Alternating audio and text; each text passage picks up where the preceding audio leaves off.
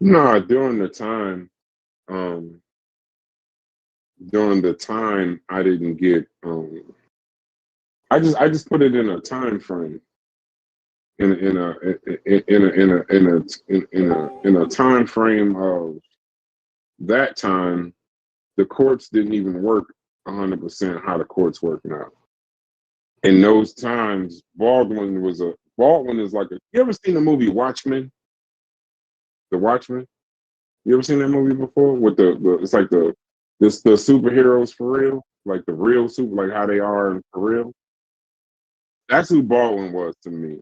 The guy with the mask, like the guy that's like, you know, y'all like even the superheroes is phony. The all y'all is capping. Like y'all so busy trying to say the white man this, the white man that. You're not even trying. He had to have at that time been killed for that point of view. For the point of view of why are we not trying to figure out what's going on with the white man? Why aren't we trying to figure this out? Why aren't we trying to figure out rather than just, going one route, let's figure out what's behind the psyche of it and then let's see if they'll do that. But I understand your theory is like, if they did that to us, then shit. You just tried to this lady just tried to knock my damn head off. Now I gotta go to court and try to prove you just tried to knock my damn head off. So nah, I get that point, but nothing in America happens really without the court system, good or bad. It's very difficult to try to get something done. That's the paradox. You need in order to somehow deal with the white man, you got to work with the white man or the court per se.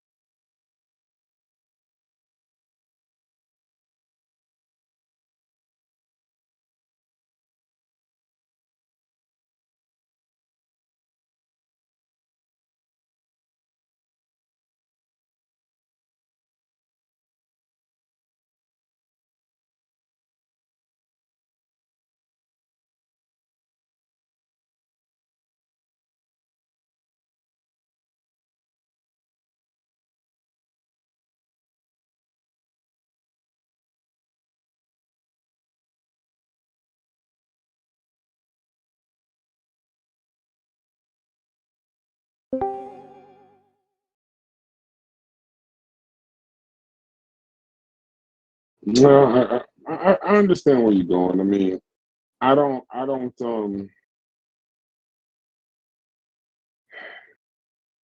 found it. That ain't necessarily how I fight. You know what I mean? I'm not going to try to um, make a person see who they are and then try to fight that way. I don't even think that makes sense to me. And to try to somehow make America change by somehow showing white people, you know, you don't hate us, when you're saying that we're property and we're not human, you're doing this because of you. That's difficult. That's almost like being, I mean, not difficult, but I mean, it's almost impossible. Like to make them think somehow, you treat us this way because you don't think that we're humans. Because the immediate responses to me is always going to be, come on, you're human. Why are you saying that? What's that about? You know what I mean? So it's like it just caused like a back and forth hypocrisy to me. So to me, it's like sometimes I am, most black people's experiences. Sometimes they Martin Luther King. Sometimes they Huey Newton, bro. Sometimes they listening to Mahalia Jackson and Take Me to the King in the car. Sometimes they listening to Take Me Through There. Like we. It is a bit of a coping mechanism. It is a bit of a like. We sit around and talk about these challenges and challenges in these discords all the time. We've kind of turned some of it to some shit. You talk about it so much, it's impossible now. It's like I say this, and then you come with another problem. Nobody's coming with like group solutions, so it's all individual solutions. And then the people that do it individually, now they don't like black people, or you don't care about your people. I love my family. The whole family's black, but then you don't care about your people. You do this, you right. You do this, you wrong. You do this, you right. You do this, you wrong. And I don't ever get into these kind of conversations with white people. Most of the white racism I experience never happens in my face. It's usually black people that I experience the most venom from them to me, and it's like they're even comfortable doing that. So then now, Logic, my question to you would be, is there even a we? Is there even a like outside of fighting for yourself and doing what you can do? What are you supposed to do for the overall thing, or is that even a real thing? That's my question to you. When you fighting every day, are you fighting for yourself, your family, your last name, your survival? Or when you go out there and accomplish something, are you doing this for the black race? And if you're doing it for the black race, I'd like you to show me how. It's kind of like that dumb. It's kind of like the dumb shit is saying you hate the conscious community while being in it.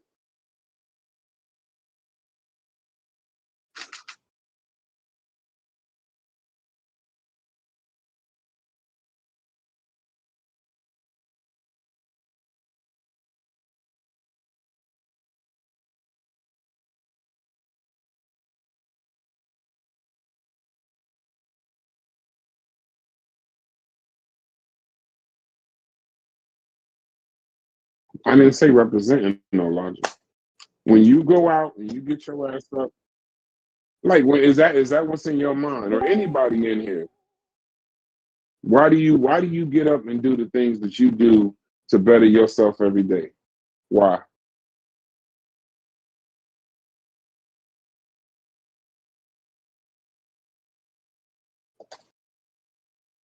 At least you're honest.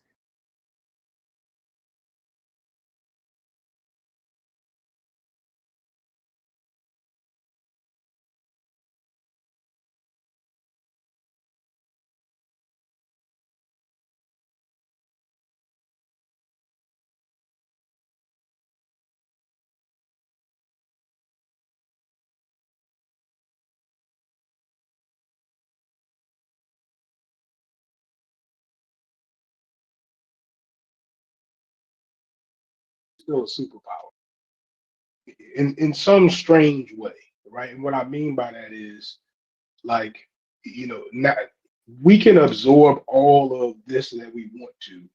It doesn't change what we have to do, right? Because either we're going to make a decision to where we're going to be like, fuck that shit that we saying that we got to do, and we're going to pick up arms and do it that way, or we're going to do it the other way. You know what I'm saying? We're gonna be mad while we doing both of them. So it's like, just which one are we at? You know what I'm saying?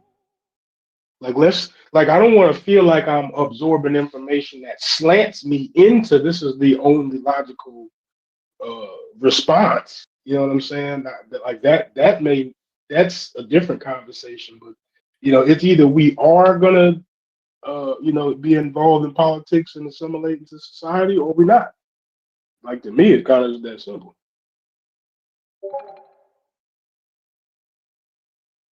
I don't know. Hey, Corey. I don't know if Corey can talk. Do y'all really feel that kind of like that What hopelessness up? or What that up, bro? devil? What's up, Corey? Do y'all feel like or anybody, but Corey, at least to start that off, have you ever felt like that where it's like the same people I'm trying to damn near get away from and get out of my damn life and out of my business so I could just be a human and feed my children are the same people that I got to get up and go work with every day. And any change that's going to happen in my life is essentially going to have to come from working with them. You ever felt that frustration? Not really, because I don't really. So I'm not of the ilk that necessarily feel like, oh, I need white people out of my life. You know what I mean? Because it's certain. There's a lot of white people that's in my life that have been positive in my life. You know what I mean? The overwhelming majority of white people that I actually like interact with, they on a day-to-day basis. Now, for the majority of the day, I'm experiencing racism, but on a day-to-day basis, those white people that I directly interact with, they usually benefit me. So I don't feel like kind of to answer your question, that was kind of a roundabout way to answer it. But I just don't really feel like, white people per se is the problem. You know what I'm saying? I think white people, I think we all are used as scapegoats in some way, shape, or form. And what it does is it takes the eye off the prize. We all distracted. So that's because if you go outside, and you run into a white person, he's gonna say, "Hey, good afternoon. How you doing?" You ask a white person for directions. Usually it's gonna be the white guy at the gas station that give you the best directions. The nigga, they ain't gonna know where the fuck he at. You see what I'm saying? I mean, I'm just keeping it real. No, I'm not saying you're not. It's just the nigga at the gas station ain't gonna know where the fuck he at. But the white guys will say, "Yeah, you just, you know what, buddy, you go right down here and you turn left. As a matter of fact, get in your car. I'm going that way." You know what I mean? Times that, you know what I mean? Like that happened. You know what I mean? How many times a white person done that, and how many times a nigga done that? If a white person done that to me 5 times, a nigga might have done it once. Might have done that once. You know what I'm saying? So we live in a complicated society. We don't live in a society that's a dichotomy, that's either this or either that. Society and human beings are very complicated, and you got to kind of navigate your way through this world on a case-by-case basis. So that's kind of my take on it. Is that everybody's experience, per se, with white people? I don't want to just say it from Corey's experience. Would y'all say that for the most part, y'all experience, even outside of systems, would y'all say that for the most part, because even in the chat, Corey, they're saying you around some good white folk then.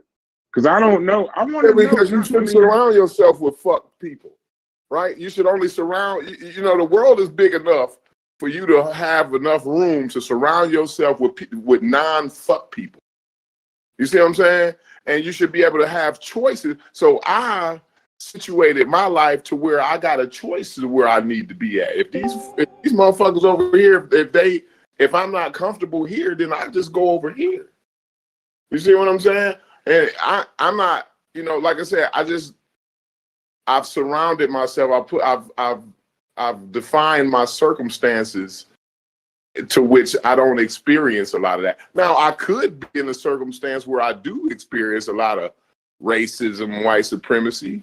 You know what I mean? But I haven't situated my life in that way. And I understand if somebody find themselves in circumstances. I'm not saying I haven't been there. I'm saying, to where my life is now, yeah, on a day-to-day basis, most of the white people that I experience. Now, I'm not saying it's not racism, white supremacy going on all around me. I'm talking about the ones that I directly experience, right? Most of the time, they actually benefit me.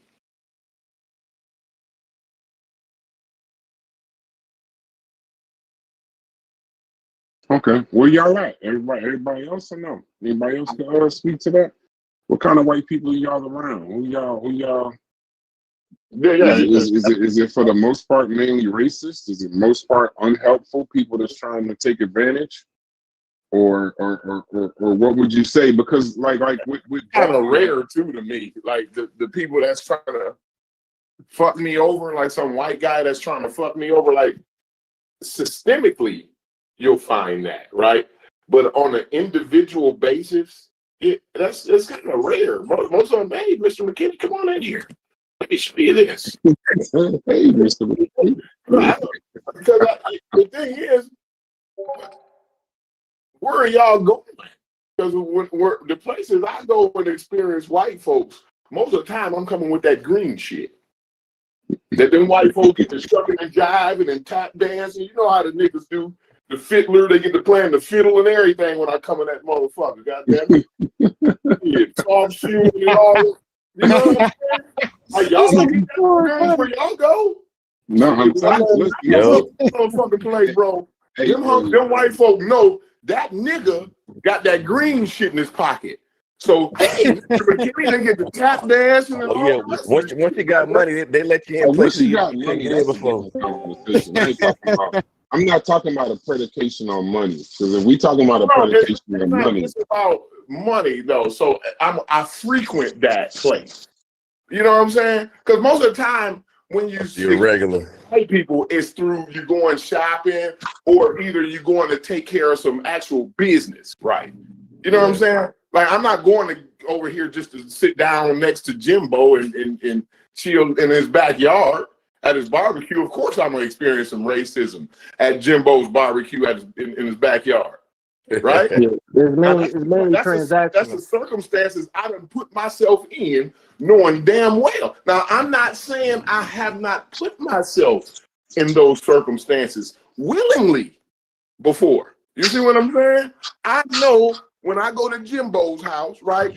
It ain't nothing but crazy ass white boy. Now, Jimbo is cool with me, but all his friends in his neighborhood, them ain't nothing but crazy ass white boys with pickup trucks and Trump flags in the back of the motherfuckers, right? So I know what I'm getting myself into. But on a day-to-day basis, I'm not in the backyard with Jimbo and his boys drinking Busch Light. Busch Light. So it's mainly transactional, basically. It's mainly transactional. If I'm dealing with white folk, it's mainly transactional. And then, like, okay, so the corporation I deal with, again, them motherfuckers know that nigga right there, that black ass motherfucker right there, he know what the fuck he talking about. So when I come in the office, hey, Corey, how you doing? They get the tap dancing and shoving and all that. What can we do for you? What do we need? What do you need? You know what I'm saying? Is everything okay, bud? Is there anything I can do? How you doing today? This is what my boss say to me. And my boss's boss. My boss's boss is really the one who tap dance around all of the my boss value. You know the value of that. You know, go ahead.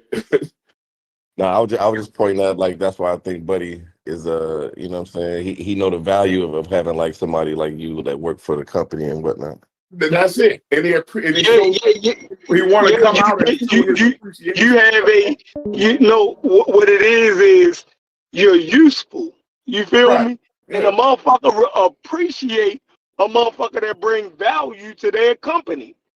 Mm-hmm. You feel me? Absolutely. Like that's all it is. And that's all black people. And that's the thing, right? Long as we I don't need you to like me dearly. Yeah, make yourself valuable. Dear down to your heart, though, Shepard. You know what I'm saying? But that's the thing. That's what Booker T was saying. Yo, you get the respect once you become valuable. Like, don't nobody like a motherfucker who don't bring no value to the situation. No matter what. T. Washington was saying that. Like, yo, once we control industry, right? Nigga, whether they like you for being black, you're gonna be valued, and respect comes with that. Because a motherfucker needs you. You make that fucking life easier. You make your boss's job There's a bigger threat. easy. There's a bigger threat. Corey can go on his own. No, I got an NDA. So anytime I quit, I got a 5-year. Yeah, but a period of time that NDA ends, like in 3 years, that's a big threat. It's a non-compete, not an NDA. But my bad. Yeah, But but that's long as you not used to, they know. that's why people stay in relationships, though. You know what I'm saying? That's why people stay in relationships, right? The reason why your wife or your girl just don't up and leave you because of the value you bring to their life. Right. They gotta contemplate. If No more. I leave this motherfucker, is my life gonna be the same? I got to start over. Yep. Exactly. Is my life gonna be the same? You feel me? Like, and that's the same reason we stay with our girls. They bring a value to our life. Like, what the fuck am I going? You know what I'm saying? I'm So, definitely back out in the streets. I guarantee you that. yeah, motherfucker bring value, and that's for anything. As long as you bring value, the level of respect that anybody is going to show you is going to be measured off of the value that you bring. Yeah, but sometimes it's also, do you bring is more value? It ain't just any value at all. Sometimes you got to realize too, is a motherfucker worth the headache? You know, like now it's like, yeah, you bring value to my life, but it's a nigga over here. This nigga's less of a headache. This A motherfucker downgrade if it's gonna bring them comfort. You dig what I'm saying? Yeah, I agree. A motherfucker downgrade, but that means that you are a complete asshole. That's a bar. Motherfucker downgrade. Yeah, that's crazy. No, how many of them, a DQ, how many of them motherfucking video vixens fucking with rappers, them content creators, whores, getting BBN, all this other shit, but they get so tired of the nightlife and the headache and the women and the this, that, and the other and all of that, they'll end up with a plumber, bro. And be home. And then now all of a sudden, but that ain't why though, bruh. But the internet page now is there's like still a broke nigga I'd rather be a homemaker. And they'd rather deal with that. There's still a broke nigga that's fucking them. Yeah. No, I ain't talking the about broke nigga. No, the broke nigga is the fun nigga. The broke nigga is the one that's dropping that dick off like it's crazy. You know what I mean? He got shit, Chef. Yeah, but they usually go back with the broke nigga after they little thotty career over with though, man. I see it every day. Right. Once they hit about 34 and the little 25-year-old. Hey, look, I'm telling you, but that broke nigga he ain't never go that broke nowhere. nigga still around. He waiting. He waiting with his hands. The final form of every hoe is a church woman. You know what I'm saying? Yeah, here we go. I think we live in a constant challenge of getting kicked off of YouTube, Twitch. That's literally these shows should be how to get kicked off YouTube 101. But y'all go ahead and keep talking about dropping dick in business and all kinds of stuff. The rules have changed. The rules have changed. No, the rules ain't changed. I'm gonna get a text from Hicks in about 2 minutes about what the hell is on y'all brain that y'all the conversation don't went to that. But go ahead. Keep going. But I agree with that. Community. You're a value to your community. Yeah, definitely. Yeah, but you also are conscious community. But there's a give. There's a give. I almost went right into that. There's a give and a take in any of them though. And I think another thing when we talk about value, it's just, are you giving anything? Like a lot of times in a relationship, nobody wants to feel, and that's kind of like the white conversation, taking it back to James Baldwin and that. It's a lot of times with Black people, our relationship is such a giving relationship. Just give. What did it say? You're gonna keep on using me until you use me up. It becomes like a thing where it's like, damn, like, am I gonna get something out of this? If all I'm getting is, if I'm doing this, and all I'm getting is nigga be quiet, nigga be good, at some point you get frustrated with that relationship. Nigga be quiet, nigga be good. Yeah, nigga, be quiet. Nigga, be good. I just got my doctorate. Take that 100,000, shut your ass up, and live in the neighborhood I tell you to.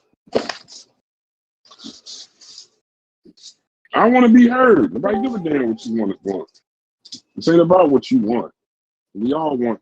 My mother always say, we all want things. That's the beauty of being a human. Everybody wants something.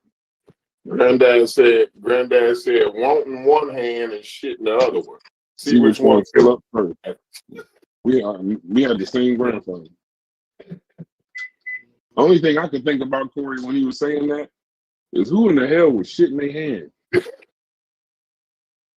I was just a stupid ass kid, so I probably got whooped someone. I would think, you know what? I would always say to myself, somehow that I didn't understand at the time, but I would say to myself, somehow that make a whole lot of sense, and one day I understand that. But at the time, I didn't. Today, all I'm picturing is who shot in their hand. You know how many times I hear them quotes where it'd be like, what is it? There's an easier way to skin a cat. Who the fuck skinned the cat to figure this shit out? What is this thing? How that quote go? There's more than one way to skin a cat. How many cats got skinned, bro? Yeah, I know. Like, what the fuck? What time period was they at when they came over with that shit? Where would y'all go to? I prefer the Brazilian wax. Yeah. What are we doing? So I prefer the Brazilian wax. Skinning cats? To prove a point? You trying to see how fast you get? How many cats did you skin to try to prove this fucking point? It was at least one cat that got skinned. You know what I'm saying? Disgusting. Just all kinds of. By the way, hey Corey, y'all. We can go back to the subject in half a second. We tend to do this. You beat Cedric. Said since he's in here, I got too much respect to call you Cedric. The Ced Breeze, motherfucker, you beat him last night. I'm a kid. You don't even look at fantasy, so I'm gonna tell you something. You beat him by point. You beat Ced Breeze by 0.28 points. Damn. 0.28. Yeah, he had a crazy. Nail biter. It was a nail biter. I Bro, and you beat them by Seattle's defense. If they would have, if I would have played a couple more niggas, I'd have been straight. But and you know what's crazy, Ced Breeze? You know what I was thinking about? Ced Breeze was the one that put in the chat. Hey man, I don't do that type of shit, bro. I ain't no type of nigga like that. I can't let that. Make sure you put your players in to fix your lineup, bro. And it was Seattle. They fixed that motherfucker. They fixed that motherfucker straight to a win. This nigga Logic, the same Ced Breeze, the same thing that helped Corey beat you is the same thing that helped Logic lose. Yeah, I had lost another league like that, but like a 0.67, some wild shit. So I was hot. Logic was winning the whole time. And motherfucking CJ Stroud threw one touchdown ball game. That last touchdown with like 3 minutes to go, that was it. That's what did it. All my leagues, I'm fucked up right now. I ain't gonna hold you, bro. I'm out. Like, my whole team's just gone. I'm out Lamar, Kittle. I got all type of niggas out in all my leagues, bro. This shit crazy. But they saying Lamar still ain't coming back. Man, I don't know. That's like my big money league. I had to pay a couple bands getting that bitch. I'm just giving away money right now. I'm just giving it up. Yeah, they said that nigga is still hurt, bro. Ain't no fucking hamstring that goddamn tough. They say he's still hurt, like right now, today. He heard this shit like a month ago. He just don't feel like playing, bro. Yeah, I hate to say it. At some point, I gotta believe, because you know how niggas do. At some point, I gotta believe Lamar Jackson. Like, man, he put in the car. He put in the car. Kawhi. He on his Kawhi. All this fucking money, and I don't need to play. Y'all trying to force me to play?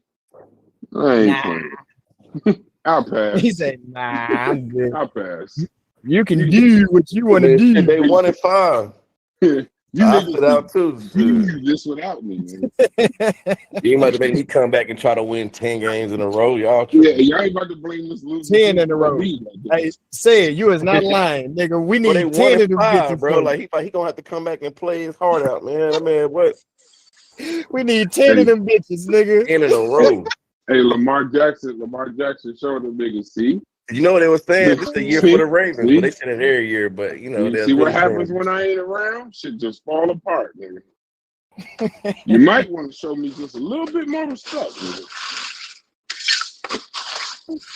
But yeah, y'all get back to it. I just wanted to, I thought that was interesting in case nobody was paying attention. Logic lost on the same touchdown that Corey won on. Crazy. Hey, Brad, find me a Scatterboo jersey, nigga. I got one. I bought my son one.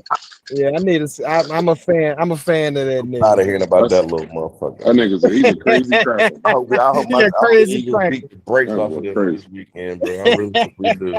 That boy is crazy. Listen, and everything they saying about him is true. When I tell you, I'm so irritated with Jackson Dart and Scatterboo right now. They talk about these kids, these guys get away with murder. They can do anything, bro. Anything. They dancing, they wearing chains, they doing all this crazy shit. And I'm listening. They got Jackson Dart on video saying nigga and nobody batted an eye. Nobody saying a word. Nobody batted an throw a eye. damn football. They just let him go with it. Like, fuck it. He doing what he doing. He all right. And they That's losing. exactly what It ain't like they winning. They losing. But they weren't supposed they're not even good yet. That shit crazy. But yeah, they brought an energy because the Giants was dead for a minute, but they brought an energy that revived it. Because it's a damn shame that I'm looking to watch a Giants game.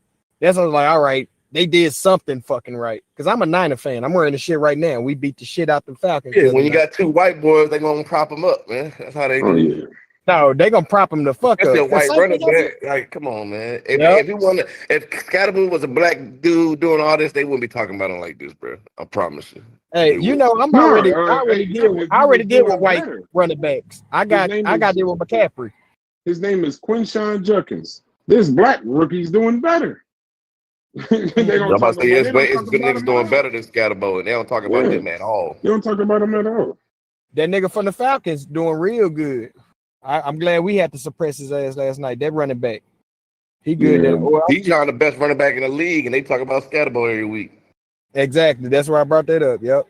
I don't think he's the best running back in the league, though. Hey, we about to get into this sports conversation in a half a second. Nah, we can get back to the flight. Let's get back to Black Egypt. Once it go left, it's gonna get crazy. But Jonathan Taylor and McCaffrey got something to say. You can't tell me Bijan. They getting the ball 100 times a game, though. Embarrassed them, huh? I'm saying like Jonathan Taylor and they solely relying on them two right there. Like their team ain't got shit else. Yeah, we handed the ball off like at least trying to do like some shit with Penix and Drake London and them niggas. At least they try, even though I just don't see how Kyle Pitts ain't out here just going for 150 every night his whole career. But that's just struggling. Nah, bro, it ain't be that, man. You gotta feature if you play football, you gotta feature dude. It's like Jamar Chase, right? Jamar Chase, nigga, damn near receiver. Yeah, if you throw it to him 23 times, you're gonna see how great he is. But if you only throw it to him 7 times, like when they had Browning, they was just throwing it to him 7 times.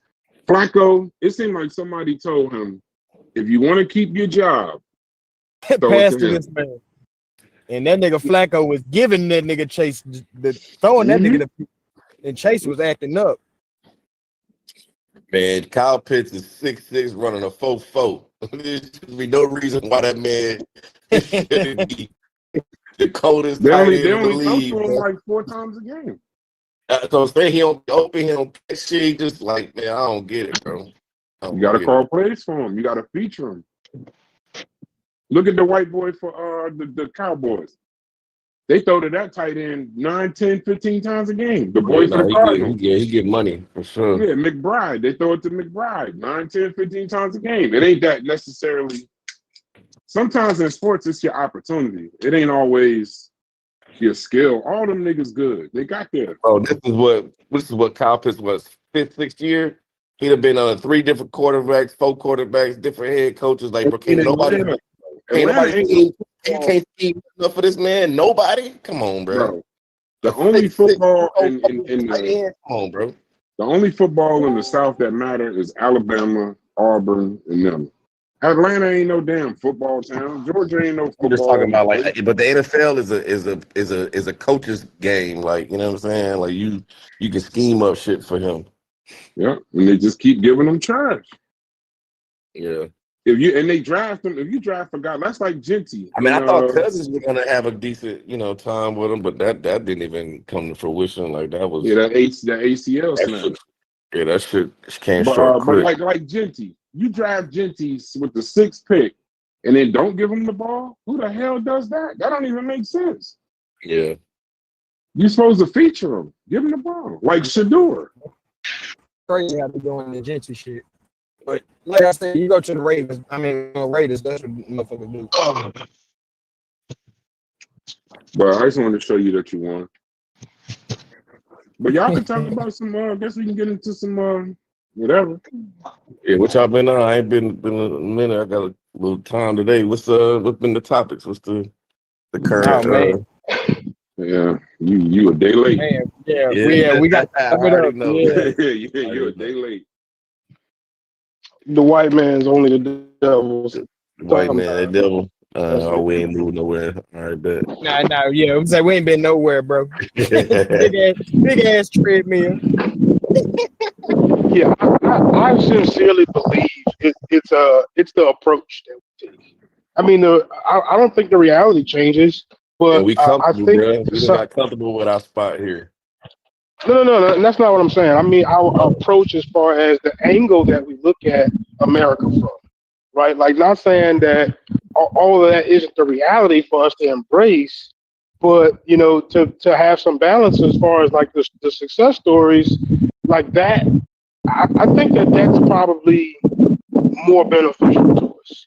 And this sounds really stupid, but I feel like it'd be more beneficial for us to have this naive, let's just get out, get to work kind of approach, to be honest. And that's kind of hard for me, but I mean, based on how we approach it, when you look at this video, you cannot, at least I don't know if anybody can, but I can't look at this video and reasonably, get out of this. Oh, I got to go vote or talk to my, my city council member. It doesn't. That's not what it's saying. You get what I'm saying? Like that's where I feel like we got to have some kind of balance in the approach. My bad for the noise. My bad for the noise. So that's why we got to have some kind of balance with the approach. Because if we only show this side of it, and that's all we think about. You know what I'm saying? We haven't had like those recent successes for us to kind of feed off of, and that becomes our outlook, is that we're we saturate ourselves in the shortcomings. So that's kind of what we assume to continue to happen. Whereas you saturate yourself in the progress, you'll get some sort of like, oh, I believe, you know what I'm saying? I believe we can. That video right there doesn't let me believe I can, unfortunately. I think that's like the big message, you know what I'm saying, from the old school. It definitely doesn't allow you don't want to forgive me, right? Because I didn't get the chance to get to the class, the fire pit, right? So kind of enlighten me. What was the video kind of about? What was the guy's name? I forgot the guy. Y'all mentioned his name. It's James Baldwin. He's talking about he's talking about some of the adversities that people were dealing with in segregation. As far as like the little girls going into school, and how he felt like he wished he had done more to kind of help some of the movements. And then he went into how he felt about his friends dying around him, Martin Luther King. I forget what the third guy's name is, Malcolm X. There's another member of the NAACP that he became real close with. And basically all of his friends became martyrs for the movement, and he's kind of still left struggling with what's really going on. And his approach is a little different, right? He's not so militant as Malcolm. He's not so passive as Martin. So he falls somewhere in the middle, not necessarily neatly, but he falls somewhere in the middle. His concept of white people and breaking them down was That's a great class this morning. His concept of white people and why they do the things they do versus sprinkling freedom. That we have to be. His whole thing is the morals. That they have to not look at us as humans in order to do the things to us that they do. They have to call us property for slavery. They have to call us. They have to do that, and that the only way we really can beat this or change this, the thing is, we got them to first. We have to get them to first admit that we're human, and then once we get them to admit that we're human, then we can get the growth from. Then they'll look at slavery the way you're supposed to look at it. They'll look at segregation the way you're supposed to look at it. Jim Crow, what they do to us every day, mass incarceration. So his whole thing is kind of put a mirror up to their face. And that's why it's called I'm Not Your Negro. Like, because in order for, like, he says white is a choice. That's why black people could sometimes be white. Like, it's not a color, it's a choice. Like, you choose to be white, and in order for you to choose to be white, that's something about power and control. But in order for you to be white, there has to be a nigga though. There has to be a Negro, because you can't be white and pure unless you got something to compare it to. Right. You need to be able to compare it to something. Yeah. And the thing that you're comparing it to has to not be human, because look what you did to us. How are you this all-powerful, all-moral, all-great person, but look what you got to do to us? So his rationalization is that white people don't look at us as humans. So to fix it, they got to. We got to make them do that. But I mean, in capitalism, was this in a recent time period, or is this kind of like, you know, the documentary 30, was 40 made years in ago? No, the documentary, he's from 30, 40 years ago. Yeah, but yeah, I know he is, but the documentary was made like in the last 5 years. So you see Obama in it. There's a scene in there where he says one of the issues that black people have with Robert F. Kennedy as kind of like a symbol of all white people is that these we've been here for over 400 years. These bastards been here less than that, and they're telling us that if we be good, one day we could be president of this country. So like kind of calling him a Johnny come lately. Then they pan to Barack Obama, like all this struggle. This is what we, you know, we finally get it. It's like they don't recognize. They treat us like we just got here. And his theory, we've been here now. We're not human. We did just get here. You know, they didn't look at us as humans for 400 years. We were just here. We was property for the majority of the time. So it's very good. You should watch it though. It's interesting. Yeah, I think I might turn that on. Check that out. That's interesting. Yeah. But I got a topic if y'all want to talk about it.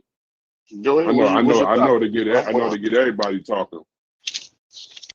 You already know I'm willing to. Yeah, I'm willing but to talk about whatever. It's gonna bring out Reverend Corey though. So I'm gonna go ahead and admit I'm starting it. I did it. All right. And I know where this is going. So last night DQ put a video into the Discord. And I didn't watch this bullshit, but it was a show. I think it was Kent and some other niggas up there. And I watched a piece of it. I watched maybe about 10 minutes. I saw Kent. Yeah. Kent Sosa was in there. Yeah, I saw Kent. So the motherfucking, there was I guess a supposite of the conscious community and what it is, and you know who's in the conscious community per se, this, that, and the other, right? So I supposed the question to y'all, right? Because I tend to stay out of these things, but you know I realize I don't really got to do much for niggas to take shit personal. would you say that would you say that groups like each one, what I think I went in there in the park with like Rob Bourne and them. Would you say that Rob Bourne, like people that's kind of outside the conscious community but in the conscious community too, would you say that they're in the conscious community, or would you say that They're definitely in the kind of like conscious community. they're kind of outside, like PK and these other groups? Would you say they're not? So they you have in it, bro. They in the what conscious I would say is you have individuals that frequent these groups or are part of these groups that are a part of the conscious community. So everybody in the group won't be. So to take take the pseudo killers for example. I don't think so. I wouldn't consider like Kent and Sosa a part of the conscious community, but Unc is. Juju is. What's her name? Miss Tiffany is. Why would you say I don't know. I mean, but they're part of a movement that's geared towards the conscious community, though. I would think. Yeah, because that's where their inception was. Unc still goes on Sinetta. Miss Juju and Miss Tiffany always before Unc. Miss Tiffany was on Sinetta a whole lot. She was one of Sinetta's favorite ladies in the chat, like moderators and stuff. That's where she come from, Miss Tiffany. She used to be on panels and stuff? Yeah, she was on Sinetta. Black News 102. She used to do a lot of moderating, but she done a lot of because she was trying to do her little tea thing or something at one point. I didn't really see. I ain't throwing no shots or nothing, but I didn't really see like what she was really doing with the tea or whatever. But I think she wanted. I think that was like her business. Yeah, some of her business, and I think she kind of wanted to do like a channel about that. You know what I'm saying? Or maybe you know what I'm saying? Affiliate with Sinetta to network with him. To get something going with that. You know what I mean? But like that, I think up until the polite thing, but Miss Tiffany was pretty frequent over there. I mean, as far as I can remember. But yeah, that was an example I can give you. Like, I don't think like the whole pseudo killers is a part of the conscious community, but Anki is, and Miss Tiffany is, and there's a few others. You know what I'm saying? That come from that ilk or whatever. I think Rob Bourne is a part of the conscious community. I don't know if the whole group, each one teach one, is a part of the conscious community, but I do think Rob Bourne is a part of the conscious community. Yeah. So I mean, but when they do these videos, who's their audience, right? It's conscious community participators, right? Like, wouldn't that mean by default they kind of cater to the conscious community? Because it overlaps, right? And our audience kind of overlaps. Even in this Discord, the audience kind of overlaps, right? But I'll say because the audience overlaps doesn't necessarily mean that they're like 1 foot in, 1 foot out. Yeah, well, because a lot of the times you only a part of it just because of the combat. You know what I'm saying? Like you're combating these different buffoons that you run into in the conscious community, right? And so doing the combat, you kind of affiliate yourself or whatever. But I wouldn't necessarily attribute somebody to being a part of the conscious community because they combating a lot of the disinformation. You know what I'm saying? So like even Danny, what do they call True Story. I don't consider him like conscious community. Like what he does is when he hear a lot of the bullshit that they say, he'll come on the panel and say, no, nigga, like you wild as fuck. This is how it historically happened. You know what I'm saying? Like it's just certain shit like that. I don't consider myself a part of the conscious community. No, you're a part of the conscious community, Corey. Stop. Oh, you think I am? Okay. Corey, bro, I've heard that you've been in. If you Black Egypt, if you having them conversations, and your fantasy football team name is Vita Biafra, or you in the conscious community? I know you might not most want it. most people in the conscious community wouldn't even know what that meant to buy the Biafra though. That's But I think that's the it's a wild part. but I know that nobody outside of it. I That wouldn't is a know wild discovery. what that Corey, when you say means that. That unless is I was. crazy. There's no way I would know what that meant unless I was in the Much part of conscious it, yeah. Right. So Okay.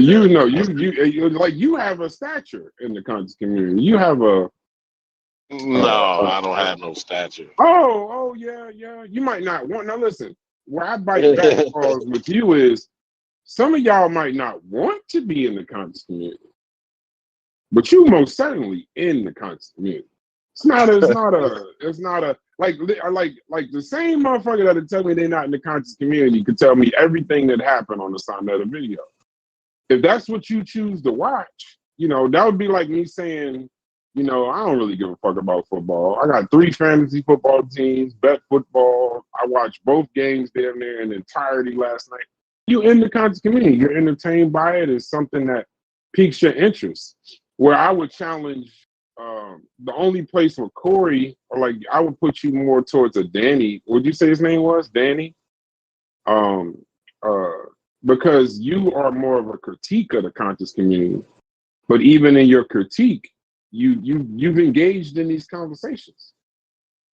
You've engaged in the with these people. So I don't know. I think you would qualify as in it, but that's my opinion. Y'all can run with that if you want. I kind of think of like Corey, Chef, and even this Discord, like post-conscious community. Because as you mentioned, like a lot of it is like in critique of the conscious community and the ideas that come from it. So you have like modernism, then you have postmodernism, which is a critique or response to modernism. So I kind of see where this is going. Okay. Because if anybody ever wants to say I'm in the conscious community, I want you to know I fully hate them niggas. Hey, So yeah, if you want me to be in the conscious community, cool. Just know I fucking hate you. Damn near all of you. 95% of you are motherfucking waste of oxygen. So so if I'm in it, just know what kind of nigga you gave a membership card to. I just want to be clear. But I don't know who said that, but I think that was a good critique. Myself, I would definitely not call you a part of the conscious community. But like who just said it, like a post or a spin off, you know what I mean? Something like that. Yeah. You feel me? And I'd say the same shit about that. I still disagree. I'm just listening. And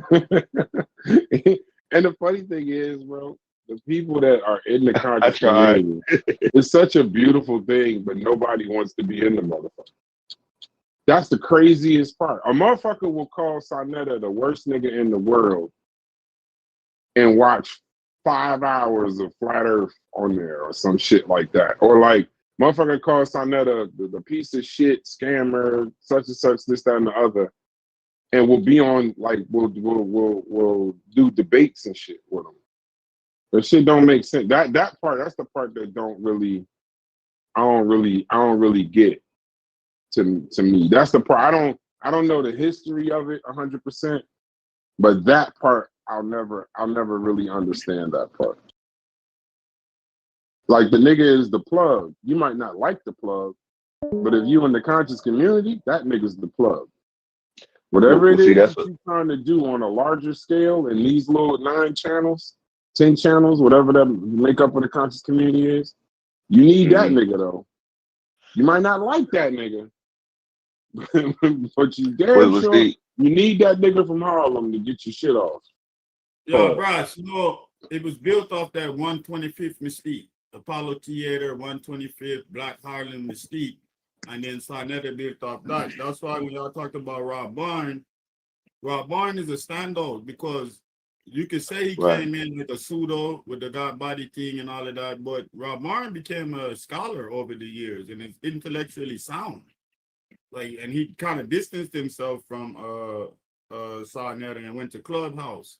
So there was a lot of distancing and this and that. And certain people that was over there actually develop sound reasoning skills, and Rob Warren is one of them. Like honestly, Right.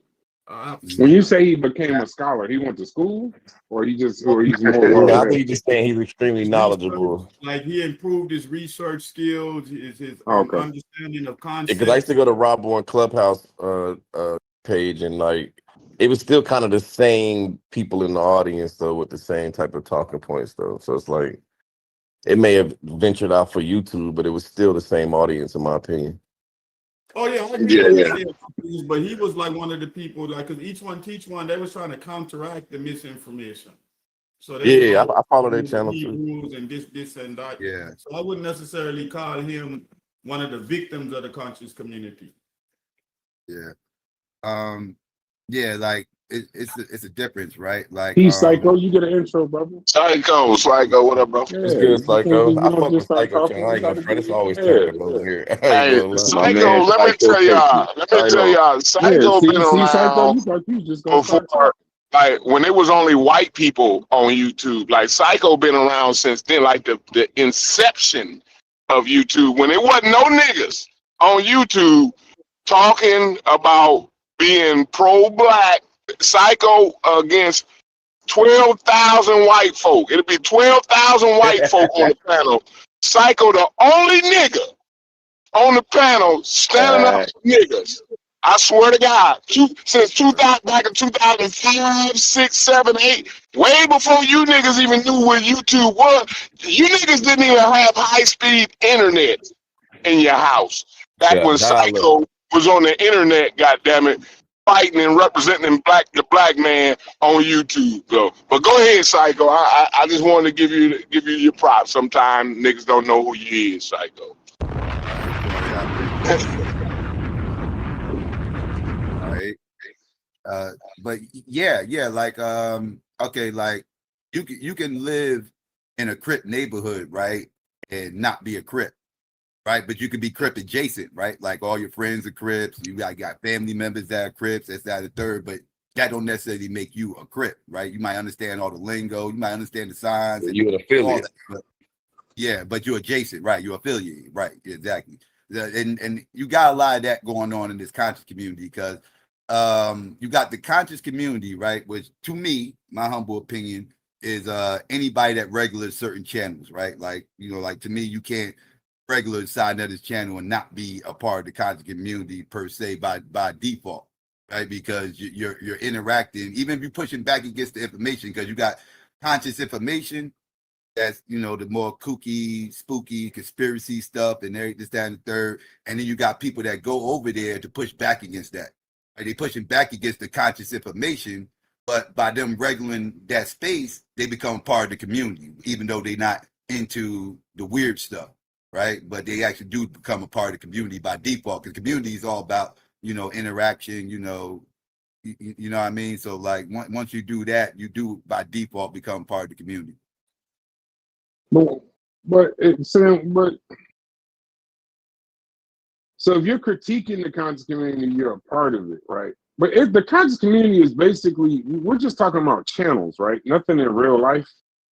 Like they're essentially just when people talk to like people in real life don't talk about the conscious community, right? Like what people call the conscious community existed before YouTube, right? Like these scholars and everything else. Like most of these scholars they prop up and put on a pedestal. They wasn't on YouTube, right? You know, like these to the people east, my brother, to the before east. YouTube, right? Like so, but they didn't call themselves the conscious community, even though they would be thrown in that box today.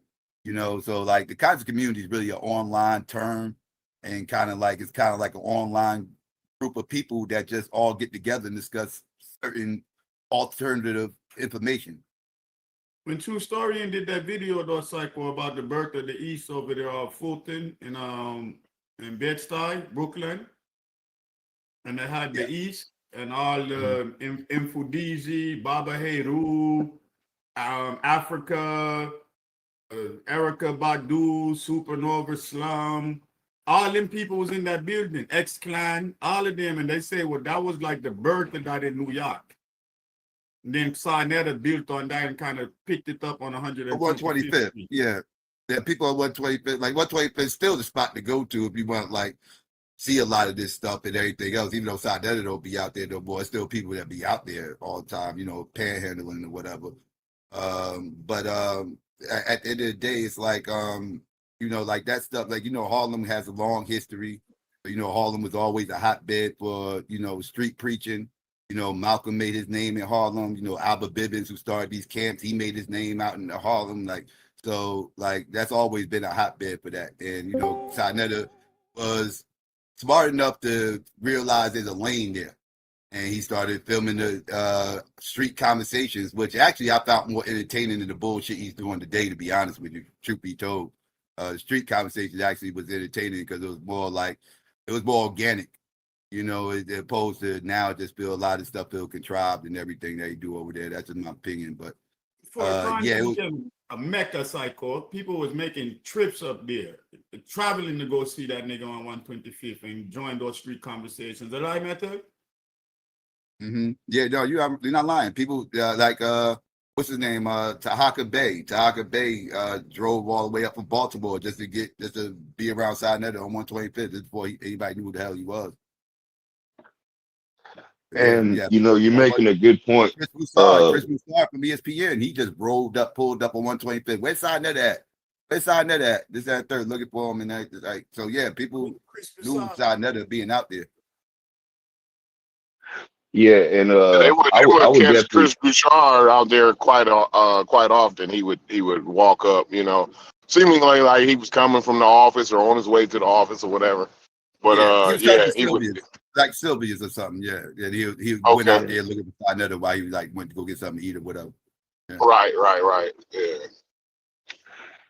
Yeah, but for whoever said it, I think Psycho made the point too. Like whoever said it, if you're still a part of it, still watching that shit, like I ain't watched Sinetta in fucking years.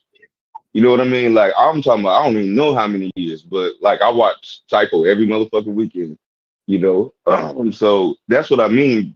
But I get what people are saying about like you got to totally ostracize yourself from that shit. If you're still, a part of it, whether you're combating the bullshit or whether you're a part of it, like you're a part of it. I agree with that. You feel me? Corey, when I first watched Sinetta, I thought it was a comedy show, and they was like highlighting the buffoonery in the community. I didn't think people really believed that shit. Oh, you thought it was satire? I thought we was laughing at Fringe buffoonery until I found out that I can't believe you thought that was. That's funny. That's hilarious that you thought that was satire. Like that, if that was satire, Sinetta would be way levels above Saturday Night Live. Like if that was satire, he would be levels above Saturday Night Live, bro. You know what I'm saying? But yeah, that's funny to hear that you thought that was satire. That's crazy. No, I thought everybody was in on the joke, like the audience. I thought Sinetta was bringing these people up here, and we were supposed to laugh at their buffoonery. But then when I saw that people was really defending them and calling in and standing on this shit, I was like, wait a minute, what's going on here? Yeah, that's wild. That's wild. I thought we was all supposed to laugh at these people. Hey, but I do, man, that show was a great show. I think it was right on time, Psycho, the one you had last weekend. I think it was Saturday you had that with Stephen A. Smith. Because I think Sheffrin or DQ, somebody put another Stephen A. Smith in the general chat. And I peeped that.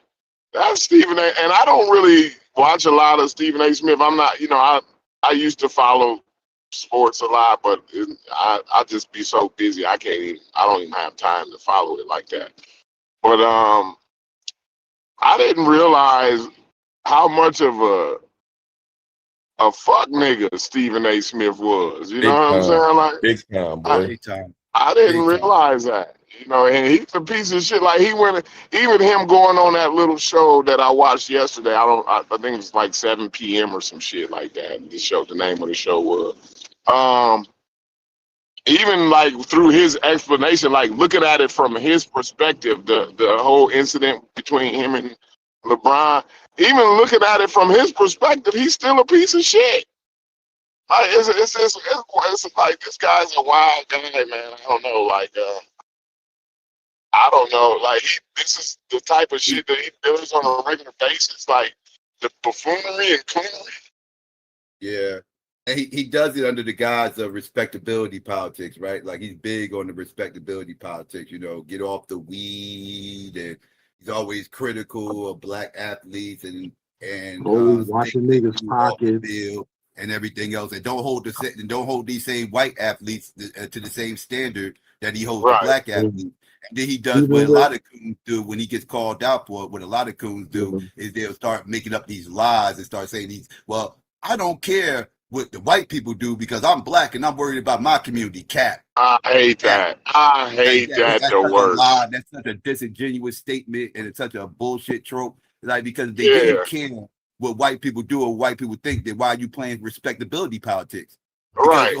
Because when you're playing respectability politics, ultimately what you're saying is you're making the rest of us look bad. You doing this white folks. Well, makes you look bad to who? Who does it make you look bad to?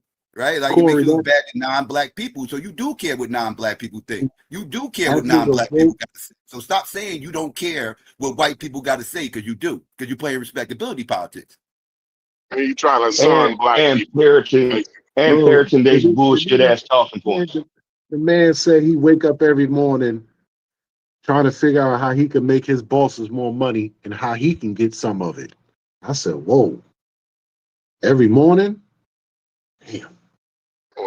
That's some clean shit right there. I'm not necessarily all the way upset with that, right? But shit is wild, like some shit, I don't know. Like, that was sort of cringy. I'll say it's cringy, right? We all want to make money for the company, right? Because if the company ain't making money, then we ain't making no money, right? But that was kind of cringy. You know what I mean? But I didn't realize that. Go ahead. I think that's Anthem. I wanted to say something. He purposely makes these provocative content because he knows it's going to be divisive and he's going to get more attention. Like, because black people are going to respond to the fact that he's cooning. You understand what I say? Yeah.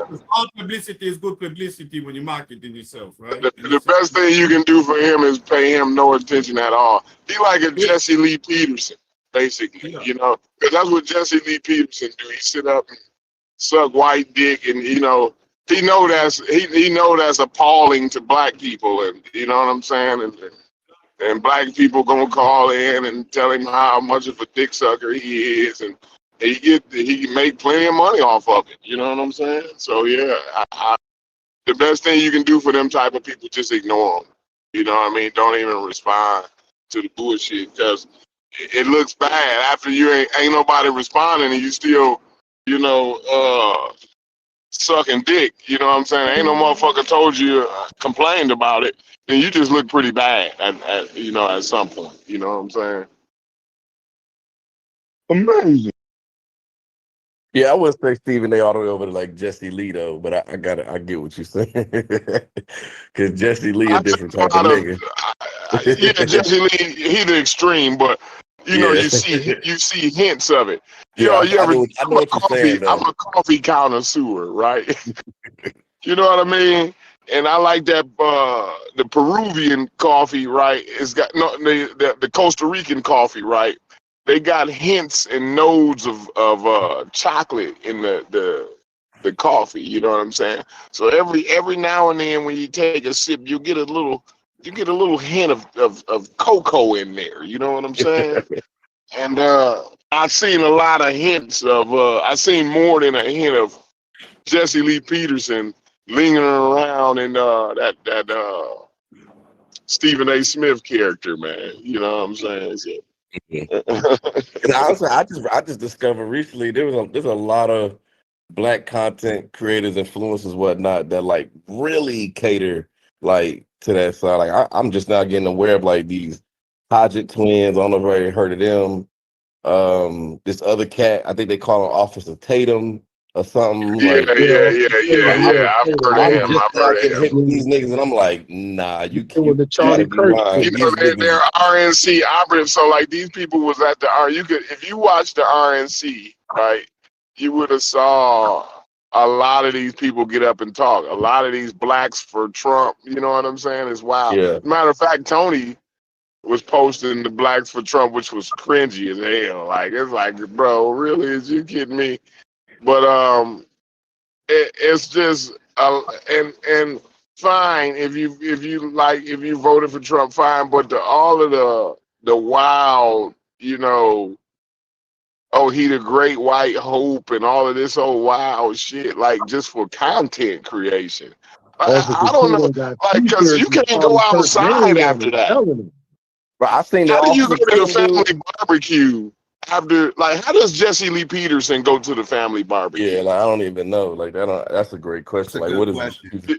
You know what I'm Yeah. saying? He got to be like, yo, I'm just trying to make some money, y'all. But even the Yeah. family, even if you tell the family, like, yo, I'm just trying to get paid I gotta here. be You know like, what I'm saying? nigga. Like, nigga, bro, go do something else, bro. You know what I'm saying? You can't do nothing else, you know? But yeah, that's, But nah, yeah, this shit. I don't Well, I know. seen the one dude, the Officer Tatum dude. Somebody posted a video. He was like, "Yeah, like even if my child died, I wouldn't cry because I'm trying to be strong for my wife." But then they got a whole video crying over the Charlie Kirk. I'm like, nah, you can't make this shit up, bro. Yeah, Like that's for real, sickening. That's bro. sickening. It's literally like to the point where I was like, and then I seen another video. Nigga was mad they ain't invite him to one of them little turning point little conferences, and so he crying Yeah. because he ain't get invited. I'm like, oh yeah, this is a different level. I got to get off this shit. I'm gonna get He thought corrupted. he was a top notch. He thought he was a top notch dick sucker. He was Yeah, just only a mediocre one. You know what I'm I saying? It's never like, bro, knew you that gotta. these niggas existed. Honestly. That's funny as hell, bro. That is hilarious, man. Yeah, it's some wild things that goes on. You know, And it's like when they start to discover, sometimes like, yo, these folks don't even fuck with us, but we go in here, we pander for their ass all day long, and they still don't even fuck with us. It's like I'm like, bro, you can't see this. you know what the white boys at work will say? You know, like they white people got the best comedy to me. I swear, I don't know where Sheffer and I don't know, but me and Sheffer got to have an argument about that. But a white boy will look at one of them niggas and say, shit, $20 is $20. You know what I'm saying? Like, I guess. I mean, well, how can I knock you for what you do for your $20? You know what I'm saying? Like, if you're going to suck some dick for $20, fine. You know, it's just, white folks, they got a way to get right to it. You know what I'm saying? But yeah, man, that's yeah, that's What was a that pretty argument wild all about? situation. What was that argument all about? We can't have the best comedians anymore. Is that what I was hearing? I said now, listen, Psycho. Now this is you got to understand me here. Now, my favorite comedian, I got two favorite comedians, Dave Martin and Eddie Murphy. I don't think nobody's funnier. Like, just off of whether Eddie you're the in a goat. movie or Eddie the goat. yeah, whether you're doing a movie or a TV show, sitcom, or stand up, right? They can do it, right? And plus, a lot of their movies be timeless, right? But when it comes to like these white comedy movies, bro, they are they're a little more risky than black folk. Black folk got the below the knee, the skirt below the knee comedy. You know what I'm saying? I think it depends on what type of comedy you like, because it's like, to me, white people do better slapstick, right? They more into the slapstick clownish type comedy. I've just learned that term. Like Yeah. Jim Carrey, slapstick, making stupid, making little They silly better at that, I faces, guess. Yeah. falling and shit like that. Like the Tropic Embarrassing themselves. Thunder, They like that type better of at shit. embarrass themselves. They will embarrass themselves for a laugh, and they Right. better at that. Whereas black people are better stand-up comedians. We're better storytellers, right? Like we tell funny stories. We make everything sound funny, right? Like so it depends on what type of comedy you into, I guess. Yeah, and that is so I didn't nobody put it like that. That's why we need all these different opinions, right? That I think you put it pretty good. Black folk got a way to freestyle. Like a nigga can go out like the way we do the Jonesing. We used to call it biting. We called it biting back when I was a kid. Like some of y'all call it Jonesing, and some of y'all say dozens or whatever. You know, whatever y'all call it or whatever. But black people got a way and to do the jonesing and the biting, but then they got a way to tell a story. Like something serious could have happened yesterday, but when a black folk, when a nigga tell a story, bro, the shit be funny as hell, bro. The way he like tell the story, the way he's animated and shit. I don't think white people do that very well, right? But as far as like you said, the slapstick comedy shit, bro, they do that shit well, bro. And the satire, they do the satire. They the coldest at the satire. And I love, me personally, I actually love satire more than the kind of more in your face comedy than anything. You know what I'm saying? So that was my opinion on that was kind of the argument. Sheffrin, I don't know what he was thinking about, but he brought up Pootie Tang and he said that Pootie Tang was funnier than Harold and Kumar. I think he was upset. I think he was just upset at me, and he kind of threw the kitchen sink. You know what I'm saying? He didn't have nothing else. That's how they talk in Baltimore. He ran That's out how of when you the Pootie Tang and them. That's perfect English in Baltimore. So that's why he understood that dumbass shit. But with slapstick comedy, the motherfucking y'all could say it's slapstick, bro. But motherfucking Step Brothers movie where that nigga is putting the dirt over him. He's like, just let the dirt shower over you. That shit is just hilarious. On Talladega Nights, where the niggas say, Yeah, all Will Ferrell and all that. I wake up and piss excellent. Like, come on, bro. This shit is just Yeah, funny. that's not slapstick. I mean, they got bigger. That's They got not a lot of slapstick. budgets, That's though. just They funny. you can see some of their budgets, though. Like Type of zinger some of that type shit of is funny. comedy. He does Yeah, like like, what but then it's like funny. black he does a people, lot of black zingers people's and stuff stories. that. Go ahead. No, I was just talking about Will Ferrell. Like Will Ferrell does a lot of like zingers, like Yeah, one-liners, he good with that shit. sarcastic type of comedy, or what drives sarcastic comedy and everything Yeah. else. It works for him, right? It works for him. But like I said, you're talking about what's better. It kind of, I guess, it depends on what type of comedy you're into. You know, but Yeah. they do dry humor better than black people too. They do dry humor better. yeah, Well, like I said, no. And a you know lot of what? those UK movies, they do that dry humor like to the T. Like they Oh got that shit. man, you ever seen They Lock, be Stock, killing and it. Two Smoking And Barrels? two Yeah, loaded like barrels. Lock, Stock, Lock, Oh, Two stock, and Smoking two Barrels, smoking God. barrels. that, My all shit. that shit. That's You my can't fucking tell me shit. that shit ain't funny, bro. That's one of the funniest Come movies. That's on. one of the funniest movies I ever seen, bro. That was one of the funniest movies I ever seen. That shit was funny as hell. Motherfucking, but Absolutely. I get it, but to me, I gotta be real, psycho. This is just some more white and black shit. You mean the white man's comedy is better than the black man's comedy, or the black man like it's like I mean, when you get goddamn, down to bro. that, you can get into like movie budgets and productions, Yeah, and like it's you just know, we just talking about that's some humor, different. just funny shit, just Yeah. different. I I mean, can't what think I of like any it the assortment. comedians Like I you think seen that's Half funnier Baked, than. I like don't think Dave black Chappelle and all comedy. those niggas together. Like that shit was hilarious. Like you know what I'm saying? Nah, Just Half Baked was trash. The niggas are I saying think Half there's a Baked was black. trash in this month. Half Baked was Yeah, trash. Nah, that shit Yo, funny, Chef said it bro. was trash. Well, I don't know if Chef said it, but I know niggas were saying that it was trash. I'm like, how do y'all say this movie is I don't trash? think. It's funny as hell. I don't think black people make great comedy movies. It's you Uh-oh. can name Hold some, on, right? I'm just talking about collectively. hold I on don't one think. second. Wait, let Give me, hold me. on one second. Give me 1 second. I Let might me get Well, ready find to this cut shit. you. like we talking about like Friday and those type of movies. Say Like it we again. know, Say it again. No, Say it again, Psycho. Friday. Can you say No, that shit one Friday more was a time? great movie. I'm saying like I'm saying collectively, like by and large, like most black comedies be kind of is that due to subpar. talent Most or black to comedies. resources? Now, that's because I think black comedy doesn't translate well on film. I think they better stand-up comics than they are actually like, making movies or whatever centered around comedy. If you can take these same actors that was in this comedy that you might not have been that crazy about, put them on a stage and have them perform for do a half-hour stand-up, and you'll be dying laughing, right? Like so that, like I said, I think we better at stand-up comedy than actually like making films and stuff like that. So if that's what y'all was talking about, I would agree. White people make probably better on average. I don't know. I might disagree with that, but that I mean, you fair. Yeah, I don't Your really like that. opinion. I don't really like white stand-up. I can't think of one white stand-up where I was like amazed. Matter of fact, if anything, I don't like a lot of white stand-up There's this comedian that thinks he's black, and it just irritates the shit out of me. Everybody think he's so Gary funny. Owens. Yeah, bro, him. I don't think he's funny at all, bro. Like I like George Carlin. George Carlin is funny to me. Yeah, it's thoughtful.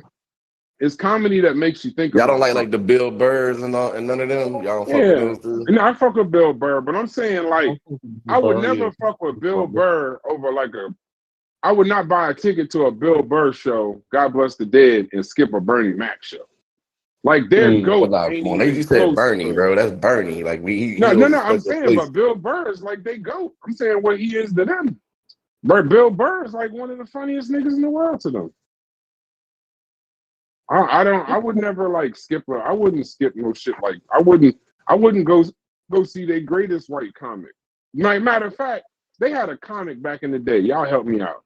They had a comic back in the day. This nigga was like the first nigga doing tours and shit. And they used to go crazy over this motherfucker. I thought he was one of the worst comics I ever heard. Dane something? Dane Cook. Yeah, he was trash. trash. He's trash. This nigga was doing stadiums. This nigga was doing stadiums.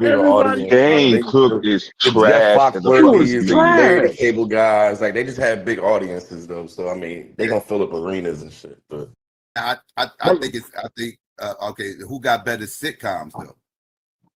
Like I'll give white people the movies, I'll give black people the stand up. But who got better? Y'all gonna hate me for this. The funniest sitcom I've ever seen, and I can watch this shit to this day. Call me, call me white, whatever. Curb Your Enthusiasm is one of the funniest things I've ever seen. It's a sitcom. It's a sitcom, bro. It's on HBO, but it's an episodic. But his co-star is a black dude. No, but the nigga that star is him. He's a funny nigga, bro. He's one of the funniest. Larry Davis fucking hilarious. Larry Davis is ridiculous. Then I found out the nigga made Seinfeld. And that's my other shit. Seinfeld was funny as fuck. Yeah, so episodes, white people make better episodic comedy than we do. But that's what I'm saying. Y'all don't think that's down to production and resources and budgets and all that? That's just talent. You saying that's purely talent? No, I don't think it's talent. I don't know. It's about nothing really. It's about everyday life when you really look at it. Seinfeld, it ain't really about. But now shit. when they copy us, no, I will say this though. I could tell when they copy us. Because what was that show? Friends? Because I'm watching Living Friends Single. Was like Friends, a version of they said Friends was a version of Living Single was better than Friends. No, but wasn't Friends a version of Living Single? Like the white version? I mean, yeah, they claimed they were like, Yeah, that shit was no, that's the actual thing, Slade. Like I don't know if the people who made Living Single said it or but there was people they was on at the same time in the 90s and the damn theme song. I hated the theme song. Good. Nah, but like Simpsons and the Family Guy and all that shit. Come on, man. You got that shit just funny. That's funny. But I'm saying, we can put Boondocks up in there with them. Yeah, they're gonna have Boondocks is not better than Family we got to Guy, kind of do this per capita type of thing. Yeah, Boondocks are better than Family Guy. I mean, Family Guy is funny, but I ain't watching like that. It is black ones. Now we going off averages. I think it's more hits with black sitcoms than it is with I think white sitcoms it's more failures on average when they dump out their sitcoms than black sitcoms. Most of the time when a black sitcom comes out, it does mildly successful to highly successful. Most of the more times. Whereas white people, but wouldn't that because it's more of them? You don't know what you're going to get. So yeah, they get way more shows greenlit than and they get way more opportunities too. Like we can't not. That's we what I'm can't. saying. It's got to be a resource. I'm not gonna say that. Okay, if that's what you mean by resources, then we're talking about. It's like look how many shows they get. Like they get to throw enough at the wall, like shit. Yeah. White people are greenlighting a lot more white shit. Then white stuff is called comedy. It ain't called black. I mean that's why Tyler Perry Martin Lawrence really made their own studios. And I don't like Tyler Perry, bro. I like found it. Before he started doing all these movies and shit, the shit he was doing in the theaters, that shit was cool. But all this new shit, I don't like it. I like about what the Tyler 90s. Perry stands Think for. about I don't like his content. in the I don't like 90s, his they was way. Just I talking about promise just you, you black watched more black producing. sitcoms in the 90s than you True. did white ones. What'd you say, Psycho? It's a good chance you watched more black sitcoms in the 90s than you did white ones.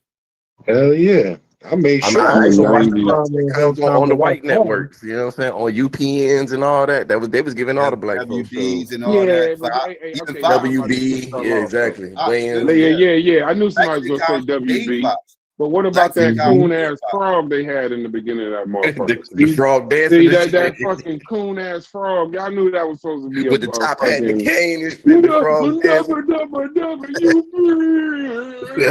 With the the fuck jazz, out of little here. jazz That was shit. some nigga shit. They was making fun of us like a motherfucker to our face. You know you ain't supposed to put no frog and no tuxedo I shit. think the He 70s and had a early top, 80s. top hat, cane, and all The that. frog in the Yeah, tuxedo. fucking coon I and forgot all stepping about that damn frog. I think the That 70s goddamn and 80s sitcoms were more direct though. They were more bodacious. They took more risk in the language, you know, before all the like political. what, Yeah, bro? that was before the PC. Cause you was what? You was like able to take more risks. One of the shows that I used to watch.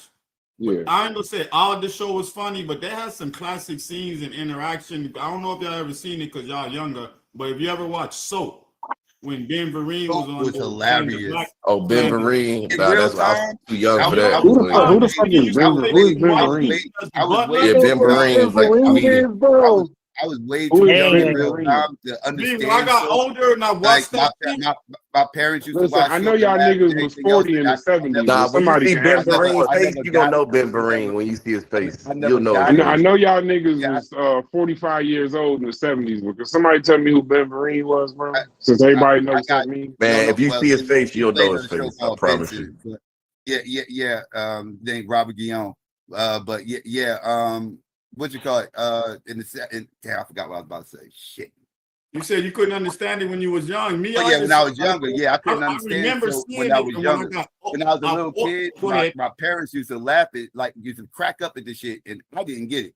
You know, What was it called? I'm a What was toddler. it called? I didn't get that Soap. joint. I didn't understand what was Soap, going on. like But when I got a little bit older, and I understood what the theme of the show was, and everything else, and watched it again when I was older, that shit was hilarious.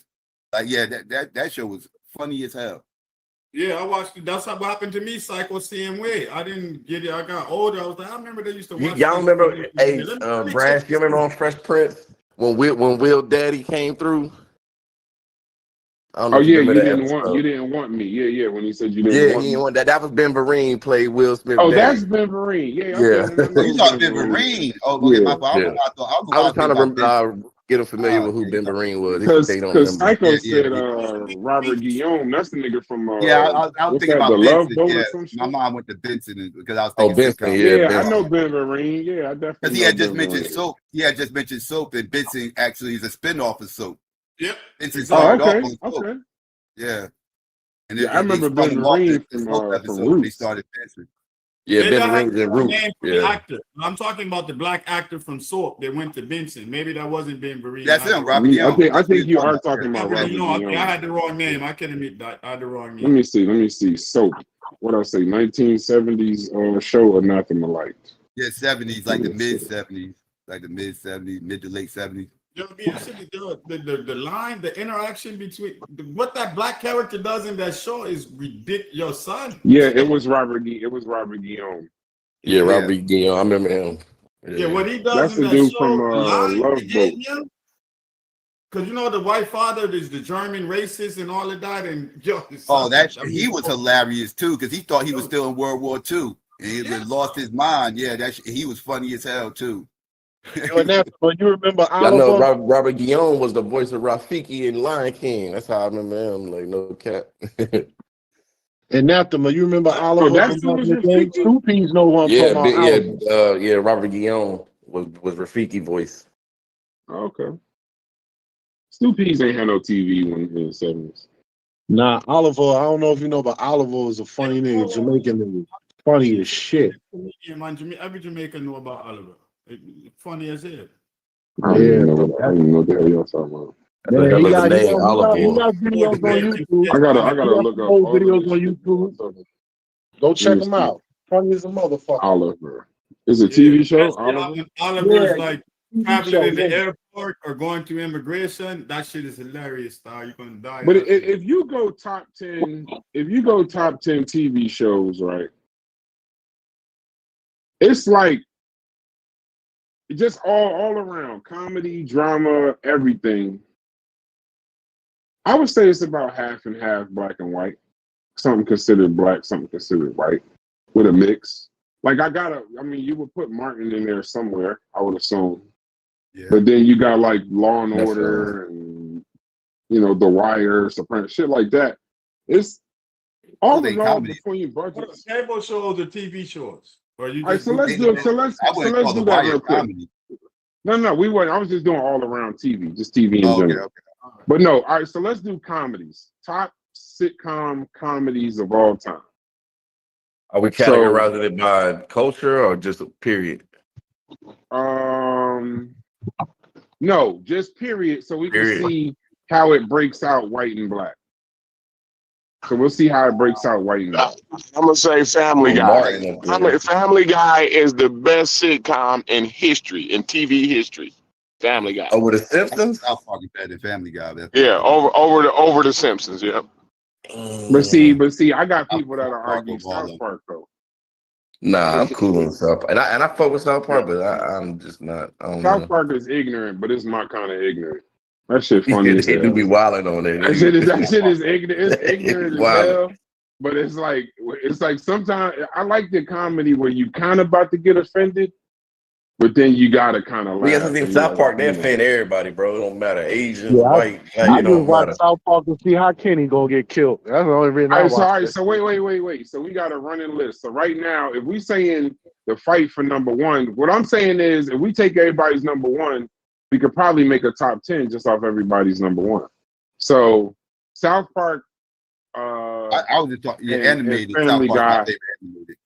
No, comedy. but it's still a comedy. We'll just put that in there. So South Park and Family Guy would be in the top 10. So that's two. Yeah, And we'll start bouncing shit out as it goes gotta along. put the Cosby Show Where do there. y'all put You have to where do y'all put put the Cosby Martin? Show there.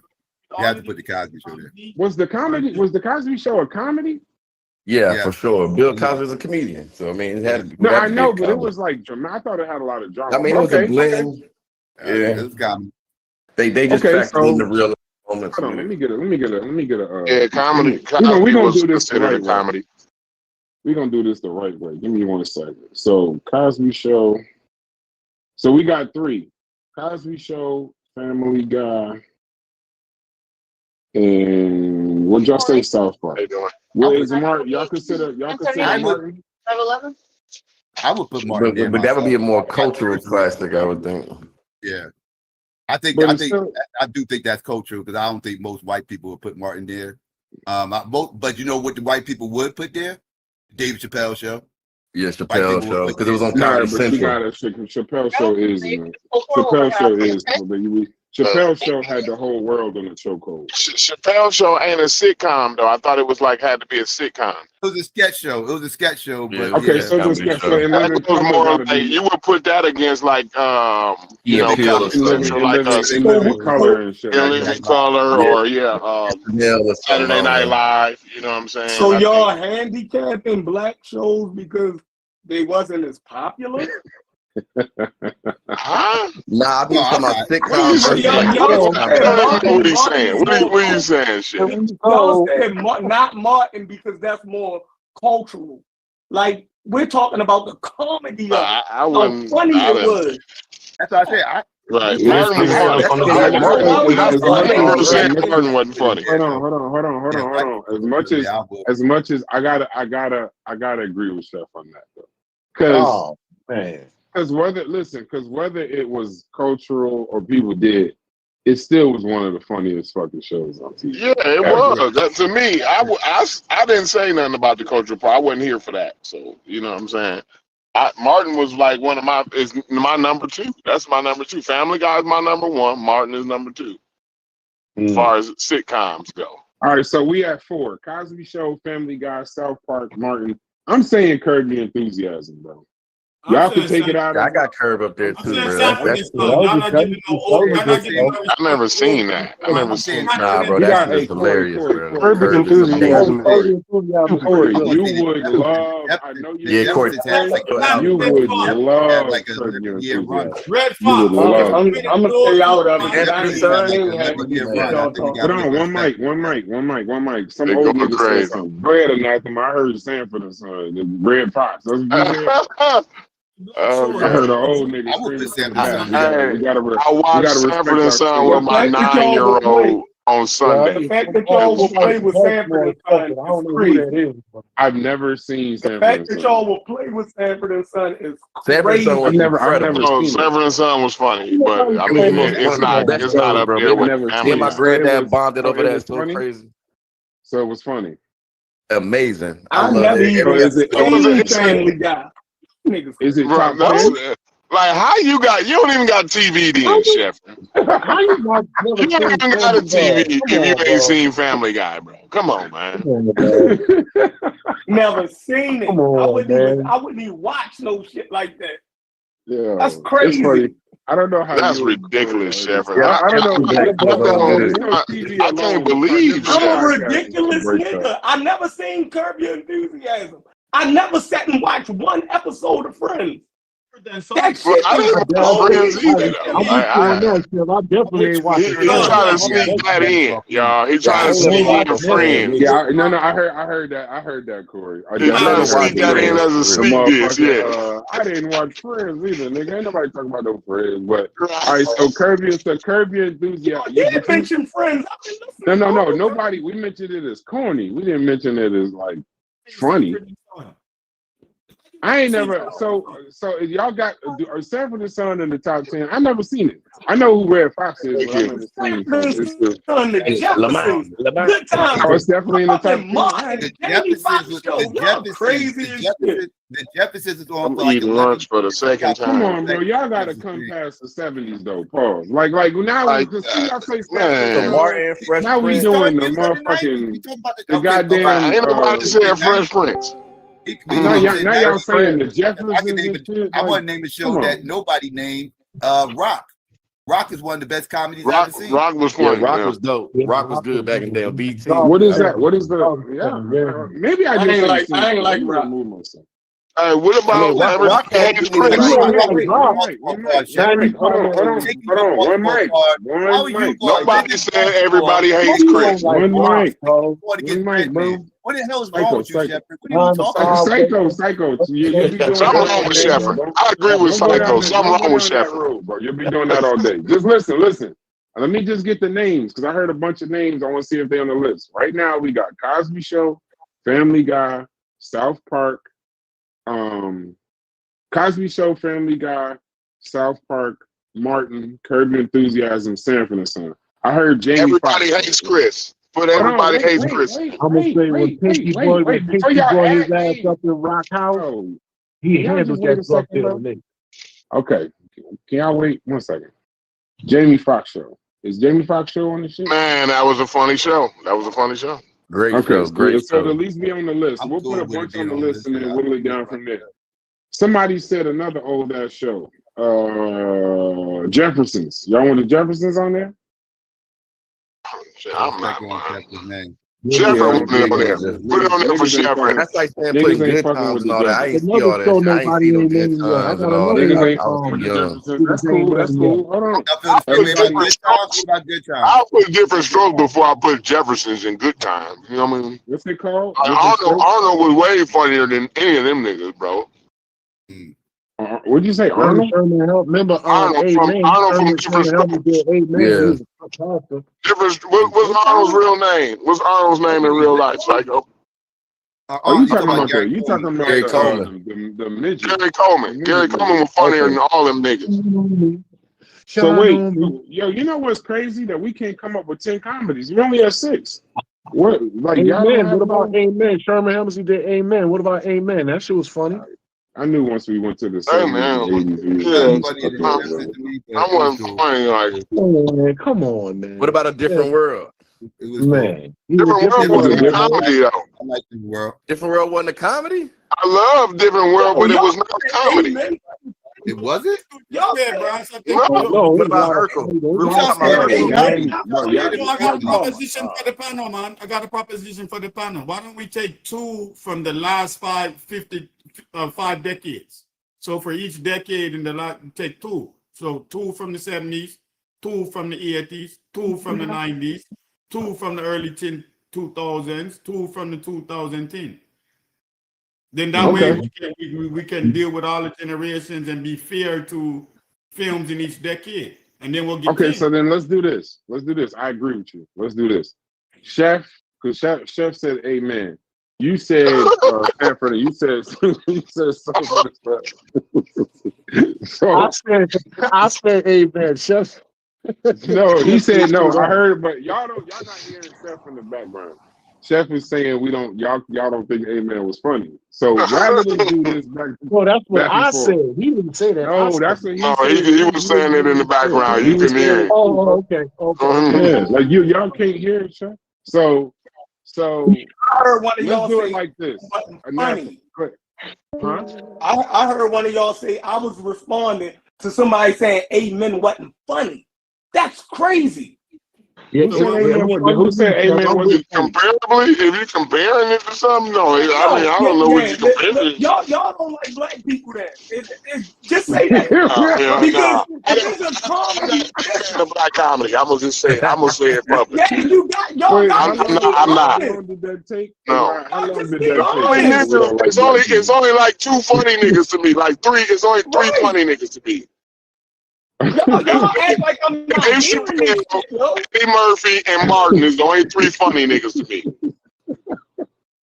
This shit took 10 minutes before we don't like black people. We've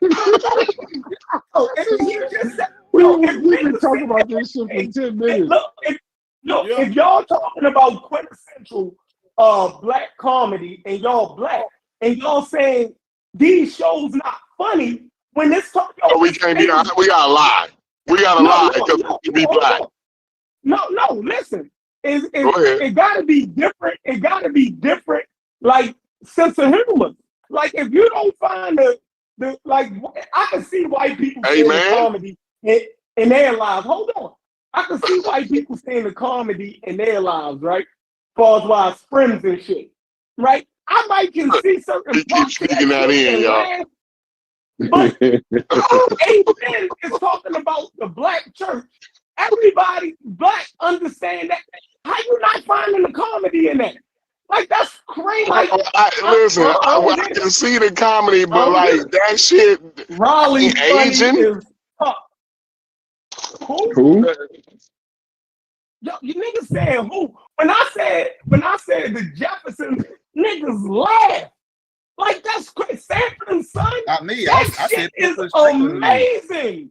Man, get out. Yeah, I didn't watch a lot of Jefferson. I ain't going for it. I ain't going for it.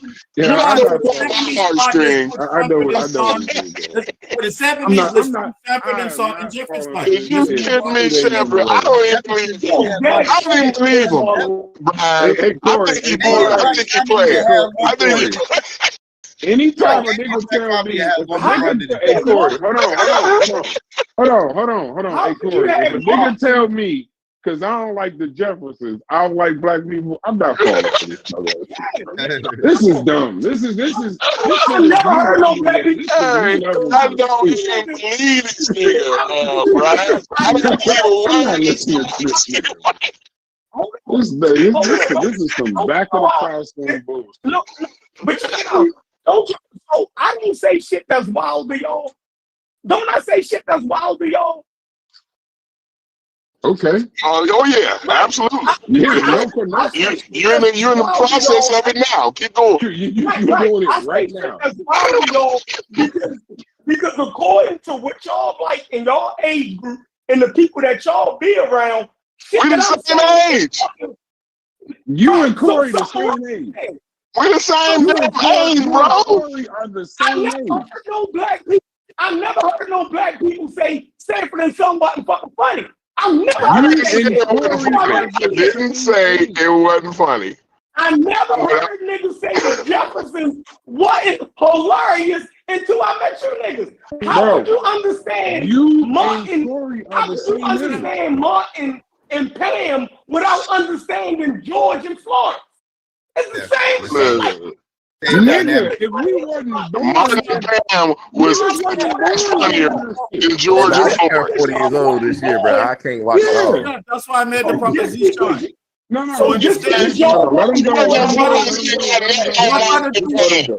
Pam was way funnier than Florence. Just let him go, bro. Let him finish. I wasn't born. I'm damn near the same age as y'all. When the Jeffersons and Sanford and Son and them was out, They was still playing when I was young. Exactly. Yeah. That shit was still coming on. So it's no fucking excuse. And I watched it. And I watched it. You is not going to tell me that George and Florence is better than Martin and Pam. You kidding me? But you said in order to understand it, I said I never saw it. I never saw it. Well, then I don't even know how y'all said Martin and Pam. What was the comment about Martin and Pam? No. The issue in the conversation is when you start talking about because a nigga don't like the Jeffersons or think it's funny that they don't in turn now they hate black people. I need to hear what he said about Pam and Martin. I need to hear what did you say about Pam and Martin, Chef? In order to understand Pam and Martin, you gotta have watched some shit from the 70s. What if you wasn't there? Georgia Florence. He sounds like a SRM hotel. Well, in order to understand what I'm saying, you got to go get a lose your value too and all that. Hey, you know, I can just understand Pam and Martin, bro. This shit crazy. This nigga's crazy, bro. You that little part about not loving black people or not liking black people. You overusing that because I don't like lemon. That's a bait. I don't believe you go for that, Brad. Yeah, that particular feature of your credit card with the that's part of the eat pancakes, so you don't like black people. You overusing that motherfucker a little bit too much.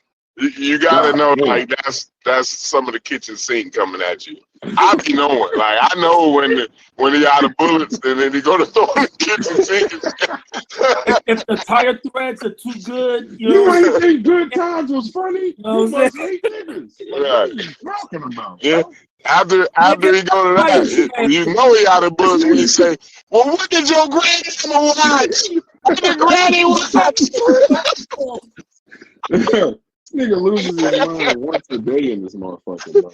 Your grandmama wouldn't have never watched Friends. And then too much. It kept throwing the jab of motherfucking and Friends wasn't funny neither. Nigga, we said that too. You mean he kept sneaking that in? I'm like, bro, you ain't gonna sneak that in on me, bro. I hear you. Crispy, man. What you mean you watch Friends and you ain't watch Good Times? You must hate niggas. Shut up.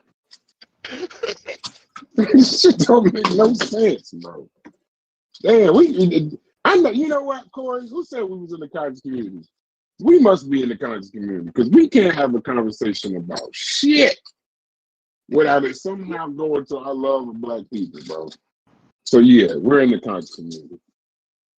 I'm gonna go ahead and say that. I had this conversation with Jeff for a couple weeks now because I think he just went. I think he kind of got mad at John, and then now like he want to lash out. You know, I don't think he's serious. I don't think he's serious about what he's saying about this comedy shit, though, bro. No. He is dead serious.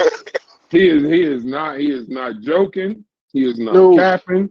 It ain't no cap in his raps. If you don't like the Jeffersons, you don't like black people. Carnivorous. He's talking about he ain't never watched Family Guy. Like, first of all, let me say this: if you ain't don't frequent Family Guy, it's a part of your character that's missing. Like when motherfuckers is joking out in the community and shit, some of that shit's going over your head, bro. If you ain't watching Family Guy, it's a lot of shit that be going over your head, Chef. I'm just gonna say that to you, bro. Yeah, when we get to the point where we're leveraging entertainment versus Black Power, I think we might be doing a lot. But by the way, Carnivorous is gone, right? Oli Chef is gone, and the Carnivorous seems to be here to stay for the time being. But he doing some Charleston White shit. I don't know if y'all picking up on it. What? He on some Charleston White. I firmly believe that he will say things to just get a reaction, and whether he wholeheartedly believes it or not, he will just say it to get the reaction, make you mad, and that's gonna force you to talk about it.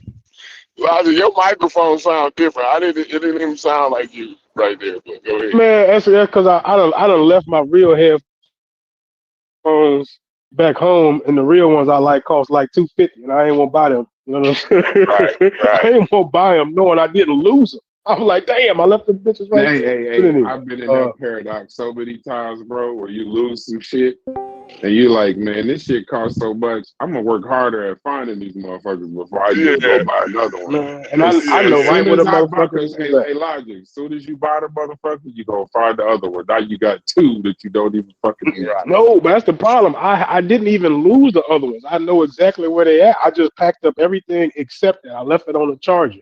So I know exactly where it is. But I get them Sony X5s,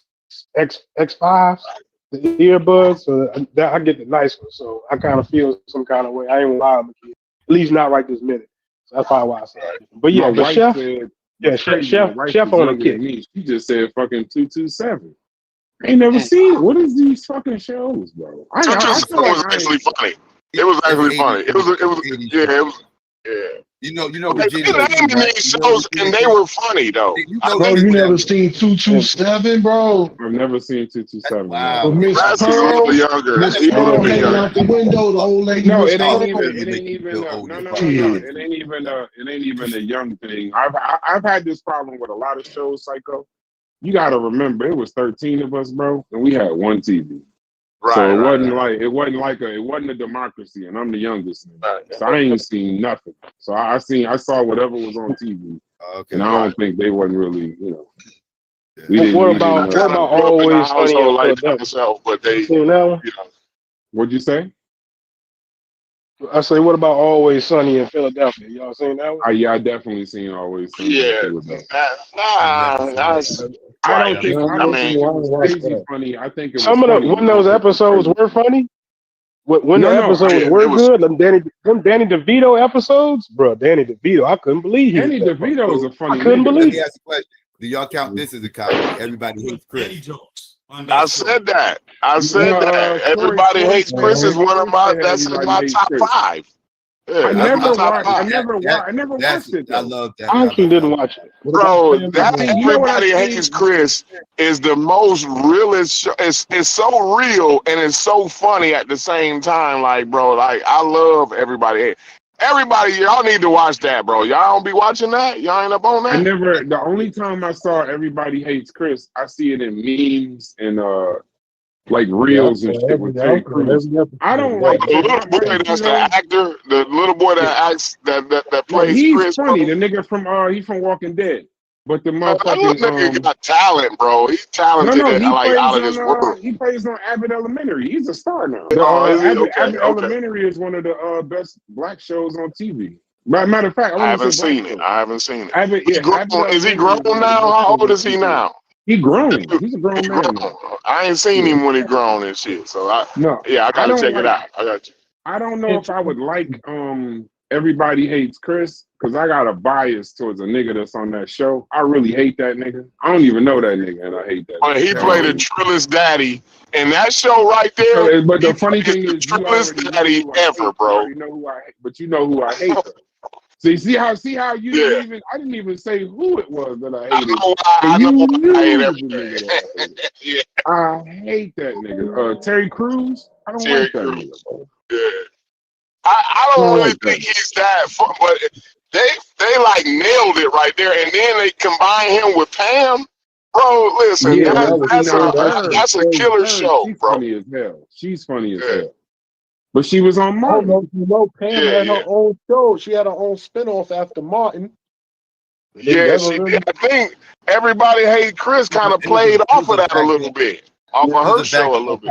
It was a backdoor pilot that never got picked up though. Yeah, never got. What was it called? Do y'all know that It's we My haven't been Time? able to come up with? I forgot the name of it, but it was a I backdoor gotta pilot challenge show they us, did bro. on Martin. Yeah. I gotta challenge us real quick. Do y'all know that we haven't been able to come up with 10 black comedies? That might be a problem. Do two for I each can other. come up with They was supposed to be black. As the team was, they were supposed to be black. I didn't know that. Use that idea. Hold on, I'm gonna use that idea. Is out of the Jefferson. All right, so let's start in the 70s with y'all. What's the 5 funniest comedies in the 70s? What's the 5 funniest comedies from They gotta be black. They gotta be black. Captain and Son, Good Times, What's Happening? You said they have to be black. They have to be black. Let's keep it black. Do you count do you count Different Strokes as a black comedy? Different Strokes. You gotta count that as a black comedy because the 2 stars is black. You know what I mean? It's only 3 stars. 2 of them is black. You know what I mean? Right. That was the 80s, yo. That was the 80s. No, I started in the 70s. Was the 80s? No, it was the spinoff.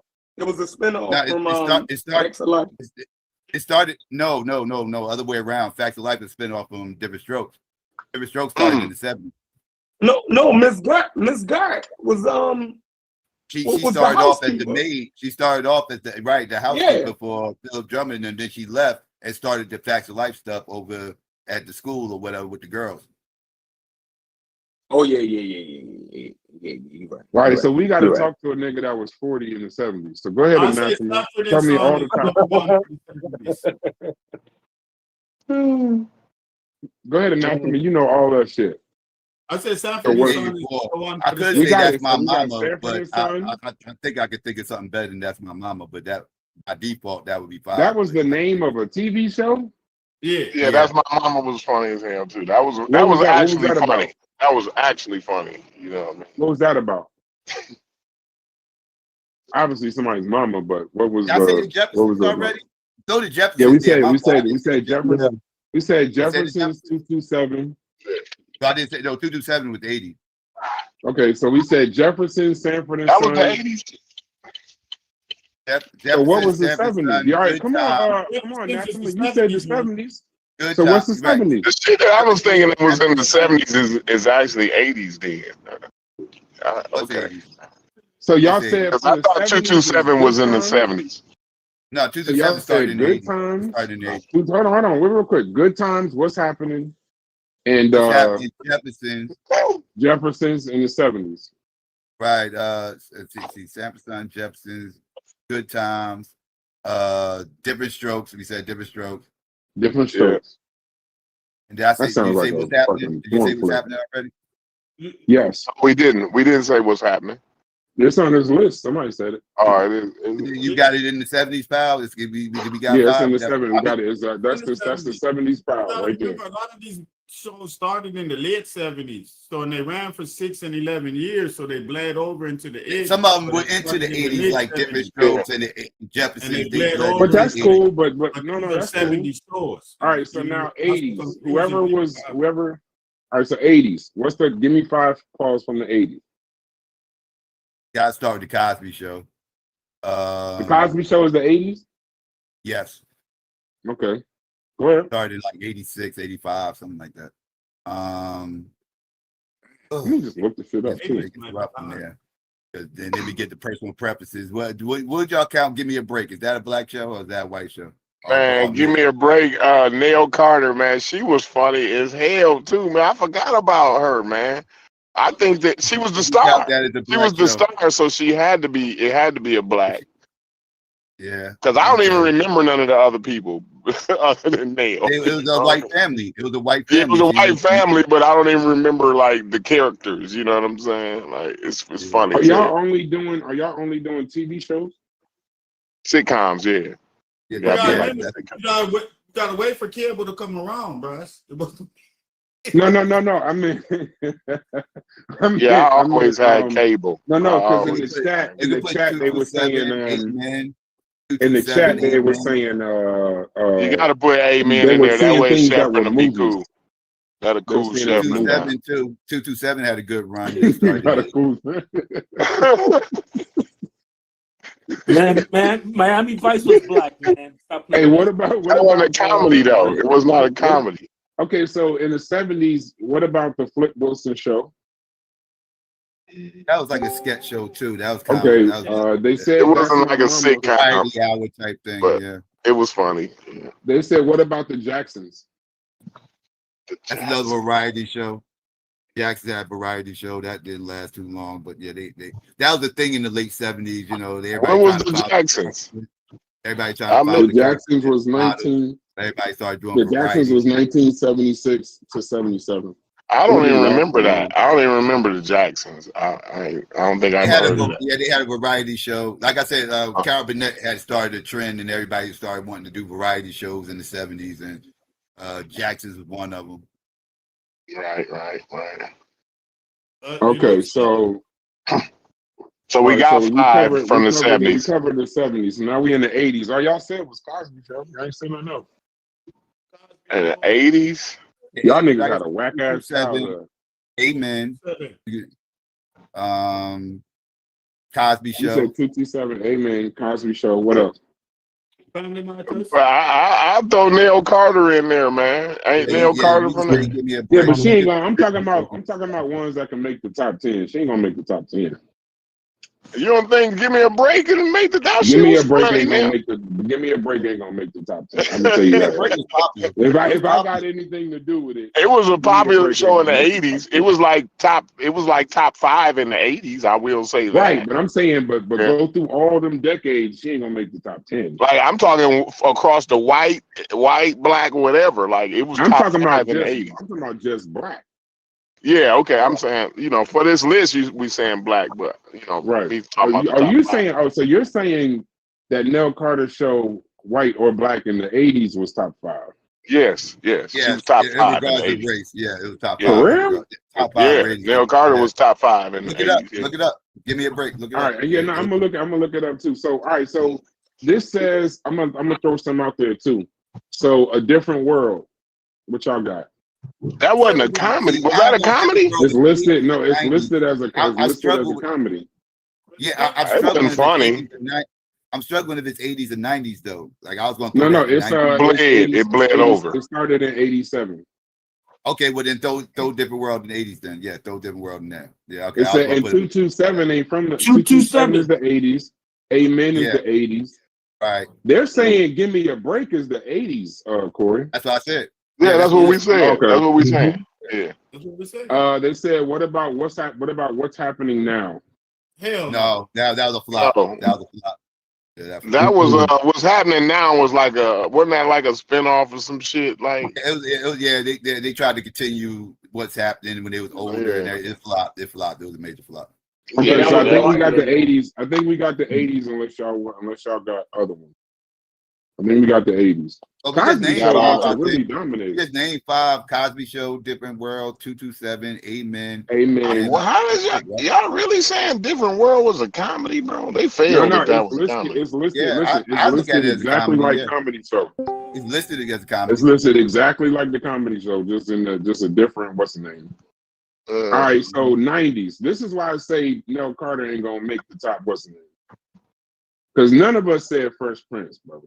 Fresh Prince was funny as hell. That was in the 90s. We said Fresh Prince. I said Fresh Prince. Prince belongs on the 90s. Yeah, he belonged there. That was number 1 in the 90s, I believe. Between Fresh Prince and Martin. Martin there. You gotta put Martin there. That's 2. Y'all got Living Single? Three dudes. Living Single was funny. It was funny. That's tough. I don't know if it makes the top 5 because 90s. No. 90s is crowded. I don't know if it makes. Top 90s was cracking. The Jamie Foxx show was funny as hell, bro. I would put it there. Me personally, I would put it in the top 5. I thought is that early 2000s though, ain't it? No, that's 90. That's 96. That's 90. Oh, okay. That's 96. What about the Wayans brothers? That was funny. You got to put. I used to watch that shit every day, bro. I don't know. It's in the conversation. I don't know if it makes the cut though. I think it made top 5. That was funny, bro. What about the old man? The old man was hilarious, bro. What's his name? The Pops, old dude. Yeah. Pops. What about the Steve Harvey show? I wouldn't put it in my top I five. don't really like that It nigga. was okay. I ain't Yeah. saying it was trash. I just don't know if it'll make I the top put five. sister before Steve Harvey. Yeah, hey, funny. That's the next one. So listen. That's the next one. So I'm gonna run through these and just say yeah or nay. Damn, 90s was crowded. Sister. Family Matters. We forgot about Family Matters. Oh, Urkel. Yeah, he's top three. Urkel's top three. Urkel's top three. Out of popularity and impact, yeah, they would have to be top five out of I popularity. mentioned Family Matters. Somebody Hey, did mention Family Did Matters. y'all know that Somebody Family did. Matters was a spinoff of Perfect Strangers? Hold on, wait. Didn't Family Matters start in '89? No. They might have been late 80s. It might have been late I think it 80s. started in But it said '89. it started. Yeah, but it says that it started late. It started. It said it started the like I guess December. So they counted as 1989. Yeah, we might 90, want to and put that 98. in the 90s. We might want to put it in we the can. 90s. Okay, yeah. Because it only had 1 year in the 80s. Yeah. Yeah. What And then about it was hanging part with of the Mr. TGI Friday shit. So, and that jumped off really in the 90s, really, What about hanging with Mr. Cooper? That was funny, but it ain't top five. It was funny, but it ain't top five. Yeah, not top five though. In the House. No, not top. I remember that. Hey, you know what's funny, bro? That wasn't even better than Mr. Cooper. One of these, didn't somebody say The Rock? Or Rock? Yeah. Rock, yeah. Rock, I would put Rock in the top five, me personally. This is 91 to 94. Yeah, Charles Dutton. Who the fuck is Charles Dutton? Why that So sound he familiar? only had a Charles 3-4 year run though. The Rock wasn't that. He wasn't that funny to me. I'm just talking about quality of show. This the quality of show. Yeah, it was a good quality sitcom. Families. It was a good family sitcom. I will say that. You know what I mean? Wait, who the fuck is? Wait, real quick. Family at home. Charles Dutton. Is Charles Dutton the dude from Menace to Society? Yeah, the dad. The one that was was Sharif's daddy. Yeah, he was like, they're on the hunt for you. Yeah. Okay, I know Charles Dutton. Okay, I fuck with Charles Dutton. The Parenthood.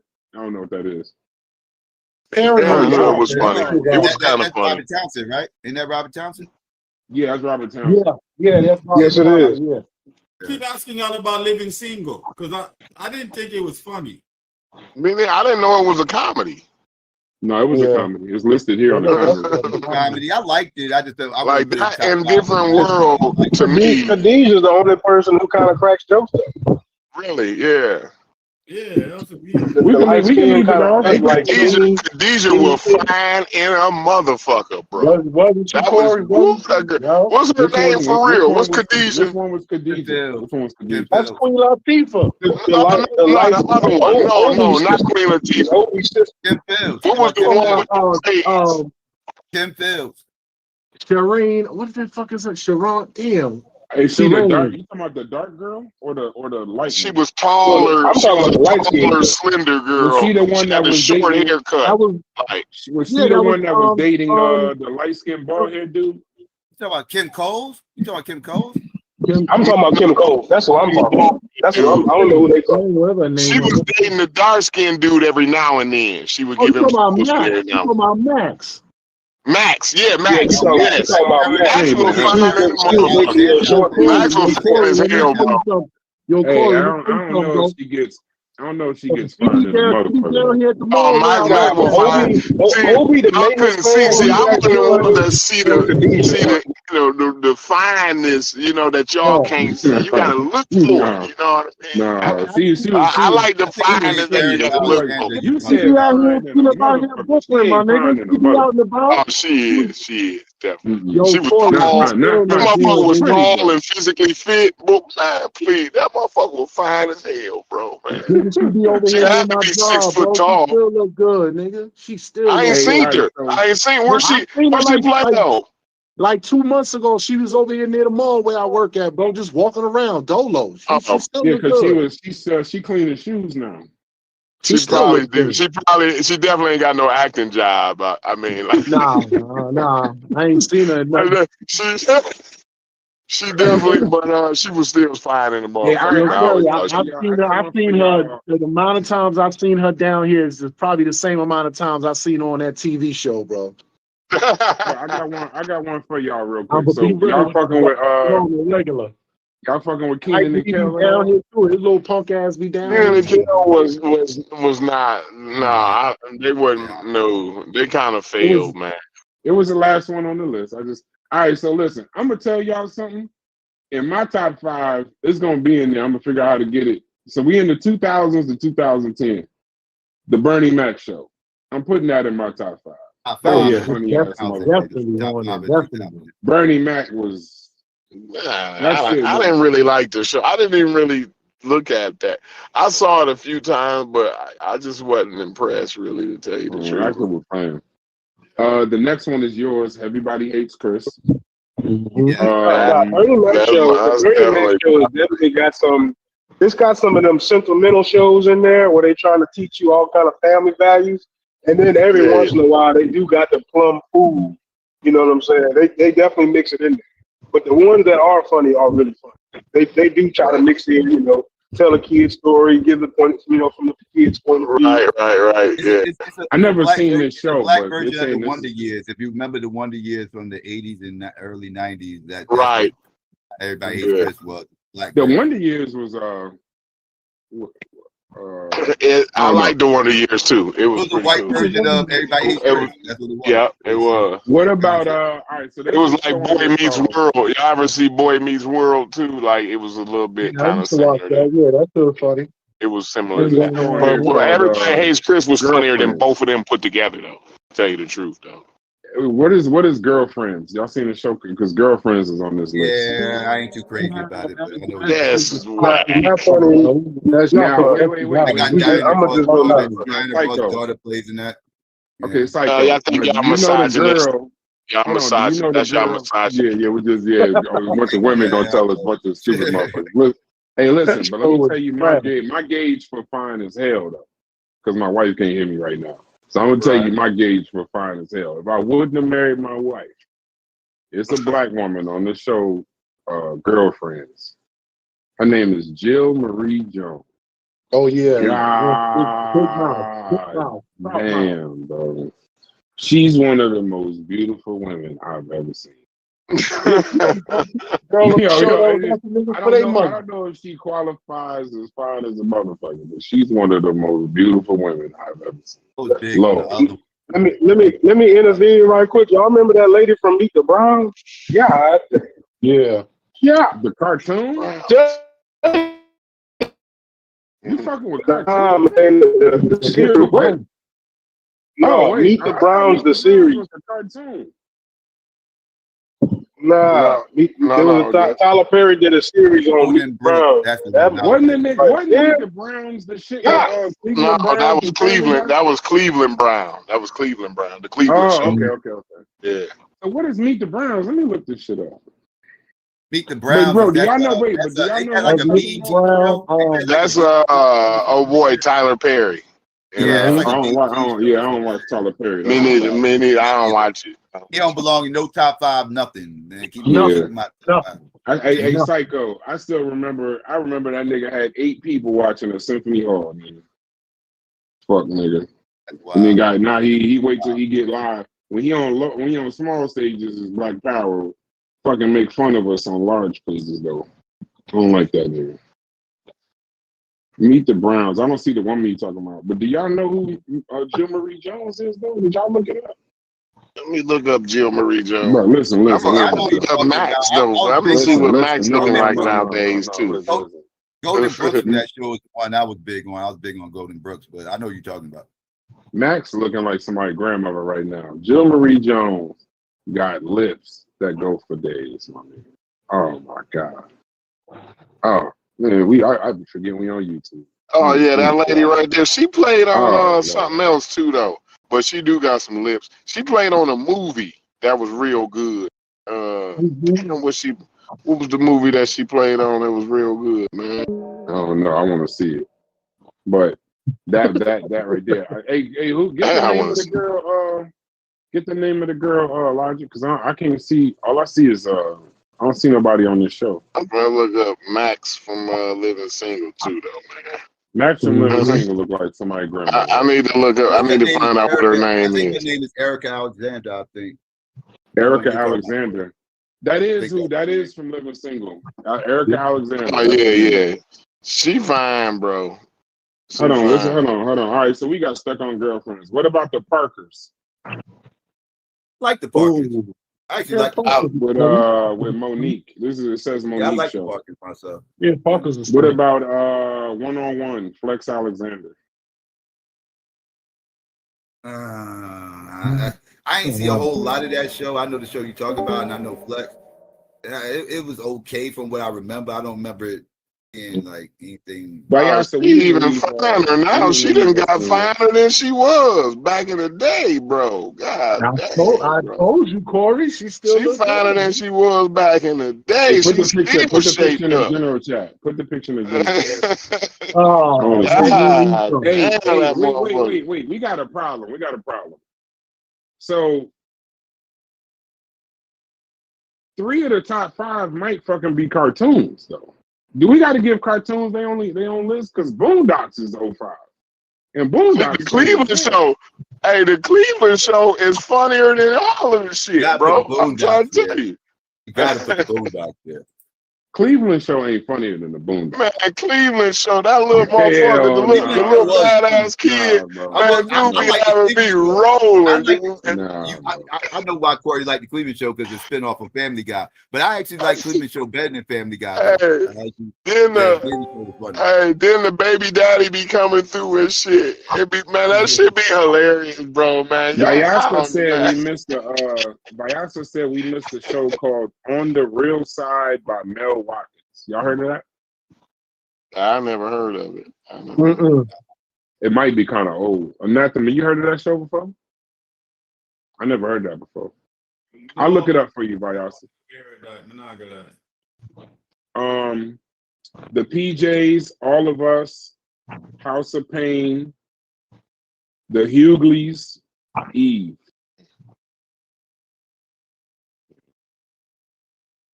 Hold on. The Hugleys.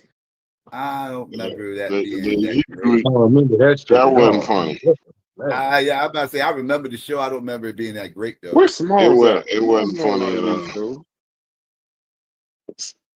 2010 and on. All right, so we in the last part. My wife and kids. They saying my wife and kids was funny. All right, this will tell me where y'all humor at today. What about Black-ish? Nope. I've never seen it. I heard of it, but I never seen it. I don't even watch sitcoms like these days. Yeah, I don't really watch a lot of I'm not you know what my issue with Black-ish is? And this is probably the I be having personal shit with motherfuckers. I don't like Anthony Anderson, bro. I don't know. It's like some niggas. Yeah, that nigga just not funny. He's not funny. I can go without. It's not. I don't dislike the motherfucker, but I don't think he's funny though. I ain't liked him since that movie he did with the karate movie with Aaliyah. I ain't like him in that movie. What was that shit? Romeo Must Die, I think that was the name. Yeah, that was the only movie I think she played. I didn't see it though. that nigga was DMX lackey. All right, I got a good one. Where's Psycho at? Did y'all like Insecure, bro? Because I ain't like that shit. Nah, I'll pass on that. Never seen it. Bro, my wife loved that shit. The Issa Rae show on HBO. Nah. All right. This is in my top 5. I didn't think nothing from 2010 to 2025 was gonna be in my top 5, but this show is definitely in my top 5. Atlanta. Now I know niggas don't like Atlanta. Atlanta, one of the funniest shows I ever seen. Y'all never watched Atlanta? I ain't never watched it. What the shit? Y'all ain't watched Atlanta with Oh, y'all tripping. The nigga, This Is America. What's his name? Childish Gambino? Yeah, No. that nigga. I don't know. I don't even know these people. That shit was funny in the mother. That shit funny in the motherfucker, yo. I don't know if we can still be friends. I don't know. Right. y'all tripping. Like I say, I don't watch a lot of sitcom shit anymore. I don't watch a lot of TV, but I saw Atlanta. I made sure I don't watch a lot of sitcoms either. Like, cause I'd have to Did go any of y'all in see my any living room, episode? like, to really even watch that. Like, you know what I'm saying? Like, I don't spend a lot of time in the living room. You know what I'm Yeah, I don't saying? watch sitcoms like I used to. I used to watch them. And another thing too is Like, That's people, like Brian I don't know. Tyree y'all Niggas Henry. spend try to time in like, y'all living room. I don't even think people spend I time in their barely, living room anymore bro. these That days. shit is that shit's a museum. Yeah, it's like, bro, you gotta sit on this motherfucking awkward ass furniture. This shit ain't to be said. It's to look at, not to sit on this shit. If we got company, y'all can sit in there. Other than that, I've looked at my son in the living room. Like, what the fuck are you doing in here? What are Right. you Like, doing? what is it to do in here? What are you doing? Go do something. Right. This is like no man's land. Like, this is a passers by. You like see people. That's where you might see somebody at. You know what I'm saying? Yeah, that if you got any company, they can't go past that room. But it ain't no reason Right. for somebody that can go in every room to go in there. Right. You can go in every room in this house, and you gonna sit in here by yourself? Yeah, niggas do not do any living in the living room. I always found that No, around. that's Right. shit. I don't know But about yeah, y'all. Brian No, Tyree Henry and Keith Atlanta is in my top 5. Facts. Listen, if you But ain't seen Atlanta and you ain't seen Curb Your Enthusiasm, you got work y'all to need to do go watch this that. weekend. Y'all need to go watch that shit You right now. definitely got some shit that you can watch that I promise you're gonna enjoy. Kirby Enthusiasm, bro. The black dude, I can't think of his name. The black dude in Kirby Enthusiasm. Oh, he one of the He funniest just did niggas ever. amazing. That nigga, he killed that shit. First thing I was gonna tell him, guys, I was gonna tell him that it's like a hood Curb Your Enthusiasm, where you got these lost kind of character wandering around in these episodic, sort of unconnected scenarios that are just hilarious if you watch it. Yeah. But don't forget, if you don't, What you talking about, Black Jesus? No, the Atlanta. He's talking about Atlanta. But don't forget, if you don't like 227, you remember the.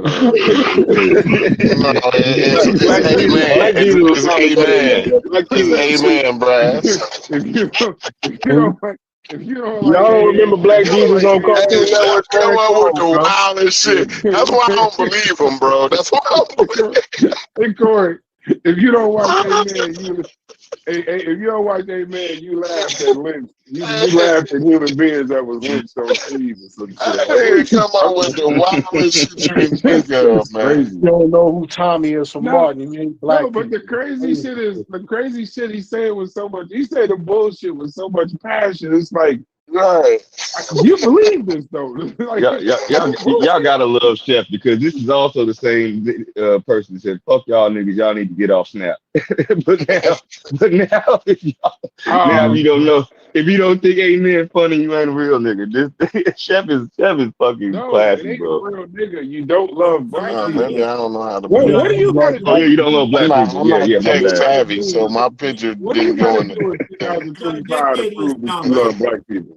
We got a decade list right now, so what we all I don't do? think y'all niggas love them. Hold on, Nathema. We on another thing real quick. Okay. I ask you, what do I gotta prove to you that I love black people? Like, what? At what point could we stop using that as like a adjective? Whatever Clarence Thomas can do to prove you love black people is what you got to do. I'm Clarence Thomas now. I'm fucking with you, Bryce. I know. I immediately was like, because even I don't even think conservative black people like Clarence Thomas. Clarence Thomas, his name is destroyed. They did a damn good job. Whatever the worst nigga in the world is, they call you Clarence Thomas. It had to be his daddy. His daddy had to be a real nigga, bro. I think that was what it is, bro. Like his daddy was one of them Melvin ass niggas, bro. I'm guessing. Clarence Thomas' name is an adjective for fucking Uncle Rucker. You look at him, he look like fucking Clarence Thomas. We gotta replace Coon with CT or something, man. You're a CT. Yeah. You're a Clarence Thomas. I like that. Bro. And he don't give a fuck. I fucked around one day when I was in college and watched them goddamn Clarence Thomas trials, the trial. He's a cold nigga, bro. You ever watched it? You ever watched any of that shit? The motherfucking like the I shit just on remember hearing about it. with him and the lady that he was but she was when he was trying to be confirmed for the Supreme Court. What's her name? Oh fuck. Damn, Anita Hill. Anita Hill. Yeah, Anita Hill. Yeah, Anita Hill. Yeah. He was a cold nigga, bro. Yeah, he was. Oh, that nigga so he was cold, a man, cold that nigga. they just fast tracked him to go fuck up niggas in Yeah, mass. they pushed way him up. right Like, through. you They get like, to yeah, lock up niggas for 100 years. They yeah. know we're gonna fast track you up here. You do big It's work. a you my kind of nigga. 3 strikes My law. kind of nigga. Yeah, burn nothing. yeah, they was crazy. But yeah, That nigga no, was I Jesse don't. Lee with power. That's what he was. Could you imagine though if you got a criminal case and you walk in and it's Clarence Thomas in front of you? You might as well. You might as well just forget it. It's a wrap. Just call your kids. Just Yeah, I just I heard love people you. call that nigga Steven Everything you from say to them Django. is in the past tense. I loved you. I was there for you. But I ain't gonna be there Damn, for that's you some no cold. more. That's some cold shit. That's But it's so true. And the thing is, Clarence Thomas will look right at you with the straight face, like I don't give a shit about none of that. None of that. I don't get damn about none. But what about the system, nigga? I am the system. I'm about to show you the system. Nigga Clarence Thomas, I'm gonna show you what the system could do to your black ass right now. You thought you was having issues with the system. You doubt to have issues with the system. And But old what about spooky looking institutions and niggas, bro. structures? Fuck them structures and fuck them institutions, nigga. You going away forever. Pick a number. What you mean between 1 and 10? Nah, between 50 and 100. We starting at 50. And it's like they found the darkest, just spookiest nigga to do that shit. Dude, that's the cold shit. But all them Supreme Court motherfuckers say he cool though. They say he cool as hell, like as a person, not on some, whatever. They say he's a good guy. I heard people call that nigga Steven from Django. He damn look like that nigga, yo. I never forget. Okay, wait, Psycho left?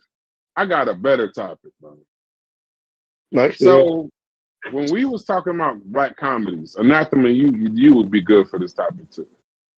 So we was talking about black comedies. So I was talking to Chef and Mujasi, and they both said that because of life and what it actually depicts, it shouldn't be funny. Like we shouldn't look at it. And so then I think Django came up too. Mujasi, you can correct me if you want to, but or Chef here. They said that we shouldn't laugh at those movies because it's basically like laughing at the pain. Right, right. It's like it's some real shit that we went through, and we are the only people that would find that shit funny. What do y'all say to that? Should we have some kind of consideration for that part? Yeah. Well, yeah, me personally, I'm gonna keep it a buck. I hate Django. I cannot stand Django. It's unrealistic. It's created by a white dude that just put a whole bunch of silly nonsense. I don't know. I'm not a fan of Django. If I'm watching something about slavery, I want it to be more centered in reality. Me personally, and that was totally not centered in reality. And yeah, I'm just not a fan of the movie myself. I know people love it, but yeah, I'm not a fan. So do you think that? What about life though? Yo, me, No, but I'm saying like, go ahead, Anathema, and then we'll go back to it. Go ahead. I look at it differently because I look at it as an artistic expression. I know it's a pun on the spaghetti westerns that were made, and they were extreme and done in that fashion because Django's say that again. Character. Yeah, it's a spaghetti. What's a spaghetti western? Pardon my ignorance. It's a genre of westerns where they repeated a certain theme and then it was picked up around the world to stereotype the Old West. So the biggest character is Django in the spaghetti westerns, and he's an Italian, and it's an Italian series. So a lot of people don't know that. So Quentin Tarantino is doing a double entendre artistically with that, and then he's putting slavery and that whole incident in that to mock that. The reason he's using a romance-based German, because it's so deep when you want, because you got to know the whole, but you got to know Wagner opera and how big it is and why that character is saying this and who Brunhilde is. And so he's taking this romance mockery in this postmodern film to basically mock the whole institution by turning everyone into an extreme caricature, because what he's trying to express is this is what everyone thinks of. The way you think about it is comedy, because what the dynamics of it was too complex. That's why there's complexity within the characters, but he did it behind comedy to give it a license. And I watch the movie all the time. You know where I watch it at? In the fucking airport while I'm waiting on the plane, because it's the only movie that's free on YouTube that don't edit out the word nigger. And they say it so much, it makes white people cringe. They just, and I'll be sitting there laughing like, and I'll look at the white people and they be wanting to tell me to turn the volume This down. nigga nasty. Yeah, motherfucker, troublemaker. God damn. I had to put your ass on. I know why he did the film, and I'm looking at it from an artistic perspective, not necessarily from a comedic perspective. And I think it's an important film to actually study. Yeah, Like, I'm not a fan of it, but and then have the students respond and ray. Because see, I'm what that was a slippery slope. in our generation is that we forgot that film was art, because we didn't see our own images on television, and we wanted film to be real. But film they're called screenplays. So all plays are character. There's no way that what you see on TV could be real. Like, there's no way. It's impossible. Whatever you're going to see on television is going to be a caricature or a representation of what you want to picture as real. But in the fact that it's just a play. So it's thematic based. It's sensationalized. It has to use generalities and stereotypes. I'm not sure why it required more words than sensational. I never expected film to be real, but there's something that happens in the dynamics of the mind of people that grew up with television, and this has been studied, where they wanted television to be more real than reality. But I don't want to go into that, but I'm going to end it right there. I didn't understand the last part of what you were saying, but I thought, and see, this is where it gets crazy for me. I thought Django was funny as hell. And life is literally, if it ain't the number one funniest movie I've ever seen, it's the second. Yeah, well, that's what I'm trying to say. It's hard. But the crazy part is, I will admit, I must have some kind of ignorance though, because when you actually watch the story of life, it's a fucking terrible story. It's terrible. So I get that part, but it's still, why do I need somebody like Mujasi to tell me that? Because I didn't see that. I know it is, but how does that not bother me or whatever? Are we that, am I that program? That with life, I don't really see, I see it for its humor. I see it almost as a victory. Them niggas got out. You know what I mean? But I don't know. I saw Django, the nigga, like, I love the end. When Django shot the white people, I thought we won. I thought that was a win. Maybe desensitized would be the better word. Okay. Not I don't love black people because I laughed at life. No, I'll say desensitized to certain things. Like, certain things aren't going to bother you because certain things kind of got maybe like normalized or whatever the case may be, to the point where it doesn't affect you the way it might affect somebody else. No, see, that's where I get back into the literature again, because what I'm trying to express is that if I know that these people wrote this as a comedy and they said it, in this tragic situation for a reason. They're asking you to laugh at our pain. But in that, they're still trying to preserve that these were people that went through this. They still had to laugh. They still had to make and show their cognitive skills. They still had to be some type of measure of morality in them. They just wasn't reduced to beasts. And that's the purpose, the thematic of the movie, and their consistent persistence. And it's almost that people want the comedy to be a documentary, but you can't. It's not supposed to be a documentary about the horror. Is Django listed as a comedy? Is Django listed as a comedy?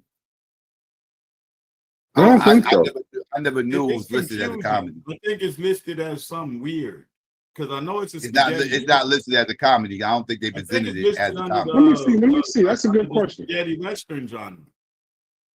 And I know I don't expect movies to be precise. I would like for them to be precise, but I know they're not going to be precise. And Django wasn't centered on a real story, right?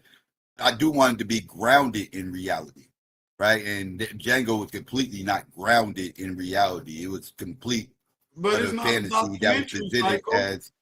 And it's not. I wasn't expecting a documentary. I've seen a bunch of movies of like Roots. Roots is not a documentary, nor is it centered on. But it's grounded in some form of reality. But Roots is a historical drama. I don't think. But this is not historical. It's not historical. Django is a historical. Like I said, take on spaghetti western set in the backdrop of slavery. So it has comedic elements, it has dramatic elements, but all of it is based on a certain film genre. Like so, there's no way that it could be taken serious from the outset if you understand cinematography, because it wasn't trying to depict a real version of slavery. That's why the romance story is there. And he's mocking, there's a whole romanticization that people have with the issue of slavery is what he's trying to explain. Tarantino says that it is a action drama, dark comedy satire. So he said it's a blaxploitation film mixed with a spaghetti western. He says that's crazy. I was thinking exact when I read that shit. It says he uses exaggeration, irony, and revenge. So he said that he doesn't want you to laugh too much. He says, because at its heart, this is an enslaved people reclaiming their humanity through vengeance, which is not funny. So the elements of he says you can only laugh to keep from screaming. Because he was talking about Samuel L. Jackson's character. He was saying Samuel L. Jackson's character should piss black people off. He did. And he wouldn't have dared made that movie about the Holocaust. On the flip, I don't romanticize dark comedy, satire about the Holocaust. Where's that movie at? He wouldn't do it. He wouldn't disrespect them Jews like that. I don't think it's just wouldn't. I don't think he could. Not in Hollywood. Not in an industry ran by. I don't think an industry where damn near every major studio. I agree that he wouldn't. So I'm not dismissing your point, but what I'm saying is I don't think that he could. I don't think anybody would agree to that. What I agree. He wouldn't if he wanted to. I agree. What would be the joke in it? Like how they do make what part of it? Let him go. Right. What part of it would be funny? So that'd be my point. I know I'm too much. I just need to say, but I just can't imagine. Like we always can see it from somebody else's vantage point, and then we look at ourselves like we supposed to be the exception. I'm trying to figure out what part of the Holocaust could you make funny? I don't know. That's a good. I'm just asking the question. Like y'all are some comedic genius. Y'all like all of these different varieties of comedy. It got to be something in the goddamn Holocaust that could be made fun of about those people going through that. I'm not. I would say Chappelle. So stay right there. Chappelle took. Y'all ever saw the skit about haters? And it was what if them hating niggas, Ice-T and them, Charlie Murphy. The haters ball. Right. And remember they went back in time and they went back to slavery. Mm-hmm. Right. Now you didn't think that was funny. But it was. If you wouldn't think, I don't use. That wasn't his No, best I didn't work. say it was his. No, I'm not saying best work. We ain't talking about that. I'm saying he took slavery and made light of it. Would you think that was funny? No, I'm not saying that it wasn't parts in Django that wasn't funny. Like y'all say, I don't have a sense of humor. I'm saying the fact that you would make light of something like that and make jokes, like you're forcing people to laugh at that shit. You feel me? Like anybody can make you laugh at damn near anything if they're clowning and shit. That don't mean you're supposed to be laughing at it. You feel me? And these motherfuckers are amazing at making people laugh. Like, no, I can agree. I can agree. White people know not to laugh at certain shit, even though it's funny, right? You ever seen something that was funny, but I'm not laughing at that shit. You feel me? That motherfucker, I'm not laughing at that shit. You know what I mean? It could have been your child saying something smart towards your mother, right? That it was so on time. The joke, it was so on time that it's like, yo, in any other setting, that shit would be funny. But I can't laugh at that shit. That little motherfucker need his ass beat. You feel me? Like, my son said to me the other day, you were born in the 1900s, right? When he was a kid. But we was talking about it the other day. When he was a kid, I guess he had just learned about slavery in school. And he said, Dad, you was born in the 1900s. I was like, yeah, motherfucker, but like, don't say it like that. You know what I'm saying? But then he said to my father, he said, Pop was born in the 1800s with the slaves. Now, motherfucker started laughing. I was about to beat his motherfucking ass. So I know exactly what you was talking about because it's like, it's funny, but it's like, I don't want you thinking like that. And if I laugh, then I'm supporting that kind of shit. So if that's what you mean, then yes, I understand. Yeah, so when did it become funny to start laughing at slavery and people getting railroaded? You know what I mean? Black people getting railroaded in jail for their whole life over shit that they didn't do. Like, of course, Eddie Murphy and them can make you laugh. You feel me? Right. Motherfuckers are amazing, but that shit ain't for me. Like, so you truly don't think life was fucking funny at all? I can't watch it no more. I said it's funny shit in it. No doubt, the niggas are amazing comedians. But I'm saying, as I got older, I said, yo, that shit ain't funny. I don't watch that shit. Are you reading your chat? In the chat, it says they made fun of Nazi Germany. I forgot about this fucking movie. In Inglourious Bastards. They did. They made fun of Hitler and them, not the Jews. And he says the Holocaust. He says Hogan. He says Hogan's. What is Hogan's Heroes? See, Doc, nigga, you in the Discord. Hogan's Heroes, the old like 1960s, early 70s. I hate when y'all do that, but it was centered around World War. It was centered around World War II. I know what they're talking about, but within that, you can't show me one episode in that sitcom where they clowned the Holocaust. Right. You can't show me one episode. You know what? I don't want to fuck up my algorithm, Psycho and Chef, but I'm about to. I just dropped y'all a whole link of a genre called Holocaust comedy. It's out there. Thank you, Vyasa, because we may not watch it, but it's out there. I was just about to say, appreciate that, bro. What movie? What movie is this? But I didn't It's a lot. It's a lot of them, Psycho. It's a lot of that hit the theaters, or is this some some D-list? Get the fuck out of here, bro. No, there's ones that hit the theater, all that. You got to remember, somebody alluded to it, but the notion that Jews run Hollywood, right? Let the nigga talk. With the notion that Jews run Hollywood, you got to remember them people got their own forms of comedy too. Earlier, it was mentioned about Family Guy. They always taking shots at the Holocaust and Jewish plight. Hey, I know y'all. I want to see the Holocaust. Wait, not the whole, Jews running the entertainment industry. There is a motherfucking comedy about the Holocaust, and guess who motherfucking made it, bro? Mel Brooks. Yeah. Oh, Mel Gibson. Yeah, he hates this ball. What's the name of the movie? History. It's called The Producers, and I've seen The Producers in Broadway. I saw The Producers. The Holocaust. It's called The Producers. It's about the Holocaust. It's called The Producers. No, I've seen it. It's a comedy. You never. Well, you didn't see it. They had it at Symphony Hall. It's a Broadway. I saw it as a Broadway play. It's a play about. Come on, Stu. Stop. They're making fun of Hitler. Stu, give me a second, bro. Please.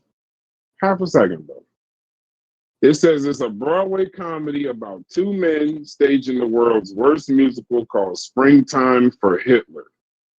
It says Brooks, a Jewish World War II vet, used laughter to take back power from the Nazis. Mel Brooks is quoted as saying, if you can laugh at Hitler and the Holocaust, you've already won. That's what he said. So go ahead. Tell me how the nigga that made it disagrees. Let me tell you now, because I've watched that, and I've watched the movie several times because some part of it was fun. I like Mel Brooks. There was no reference about the Holocaust in that movie. It's about Hitler. It was a play, a gay guy playing Hitler. It's centered around laughing at Hitler and laughing at the Nazis and stealing money from people who donated for the play. It was never about the Holocaust. There's no reference of the Holocaust in that movie. So show me the reference about the Holocaust in that movie, and I'll shut up my mouth. The central premise itself was a Holocaust reference. The whole plot revolved around. No Holocaust reference. Bro, can you control yourself? The central premise itself is a Holocaust reference. The whole plot revolves around two Broadway producers. They'll make a guaranteed plot so awful, of a play so awful and offensive, it closes on opening night, and they pocket the investors' money. The Springtime for Hitler number, it features goose-stepping dancers, a smiling Hitler, and lyrics that glorify the Third Reich. It's filmed like a glittering Broadway. Go ahead. Get it off your chest, bro. Go ahead. I literally know the song because I watched the movie more than one time. I don't know. This isn't me saying this. You said you saw the play. You said you saw the play. I did see the play, but what I'm listen. I did see the play, but look. Did you make reference of the Holocaust? The play where they want to play. Hold on one second. Stu Beast. I looked up. Listen. No, you're chat GTP in it now. Yeah, I am. Nigga, I don't know this shit off the top of my head. What's going on with you today, bro? You like to argue, bro? Is that what you want to argue right now? I'm asking, do you want to argue? Because that way I can match your energy. Because I'm talking very calm and you're screaming. I realize your reason, so this bullshit argument. So as I was saying, I looked up Holocaust comedy. The first name under Holocaust comedy in ChatGPT was The Producers. So I don't know if it references the Holocaust directly. I don't know. You've seen it 1,000 times. If you say no, then it doesn't to you. But if this is art, then this is not something your depiction of whatever it is doesn't override the genre that it's listed under. It's listed under Holocaust comedy. Period.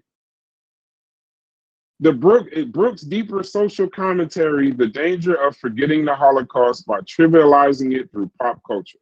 He made it ridiculous on purpose to remind audiences how absurd it is that anyone could ever admire that ideology. So yes, the producers is full of Holocaust references, but they refrain through satire to strip Nazism of its dignity and make the world laugh at what was meant to terrify.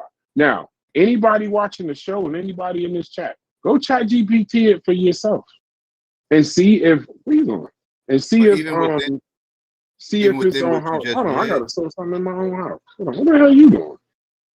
I'm in here yelling at stupid. What Brass just read, it said that they was mocking the Nazis pretty much, right? They was kind of solidified what Stu Peterson saying, like it was more about clowning the Nazis opposed to making fun of the Holocaust. Like they said there really wasn't no direct references to tear down the Holocaust or whatever the case may be. It was more about tearing down the Nazis and clowning them for trying to, make fun of the Holocaust. Yeah, and I have no disagreements with that, but it's still listed under Holocaust comedy. It can't be. I can't unlist it from Holocaust comedy just because we want to. If you're making fun of Hitler and you're making fun of the Nazis in the Third Reich, if it don't make fun of the actual fucking gas chambers, that don't mean it ain't referencing the Holocaust. You want them to actually like fake be putting motherfuckers in the gas chambers and shit? No, that would miss the point.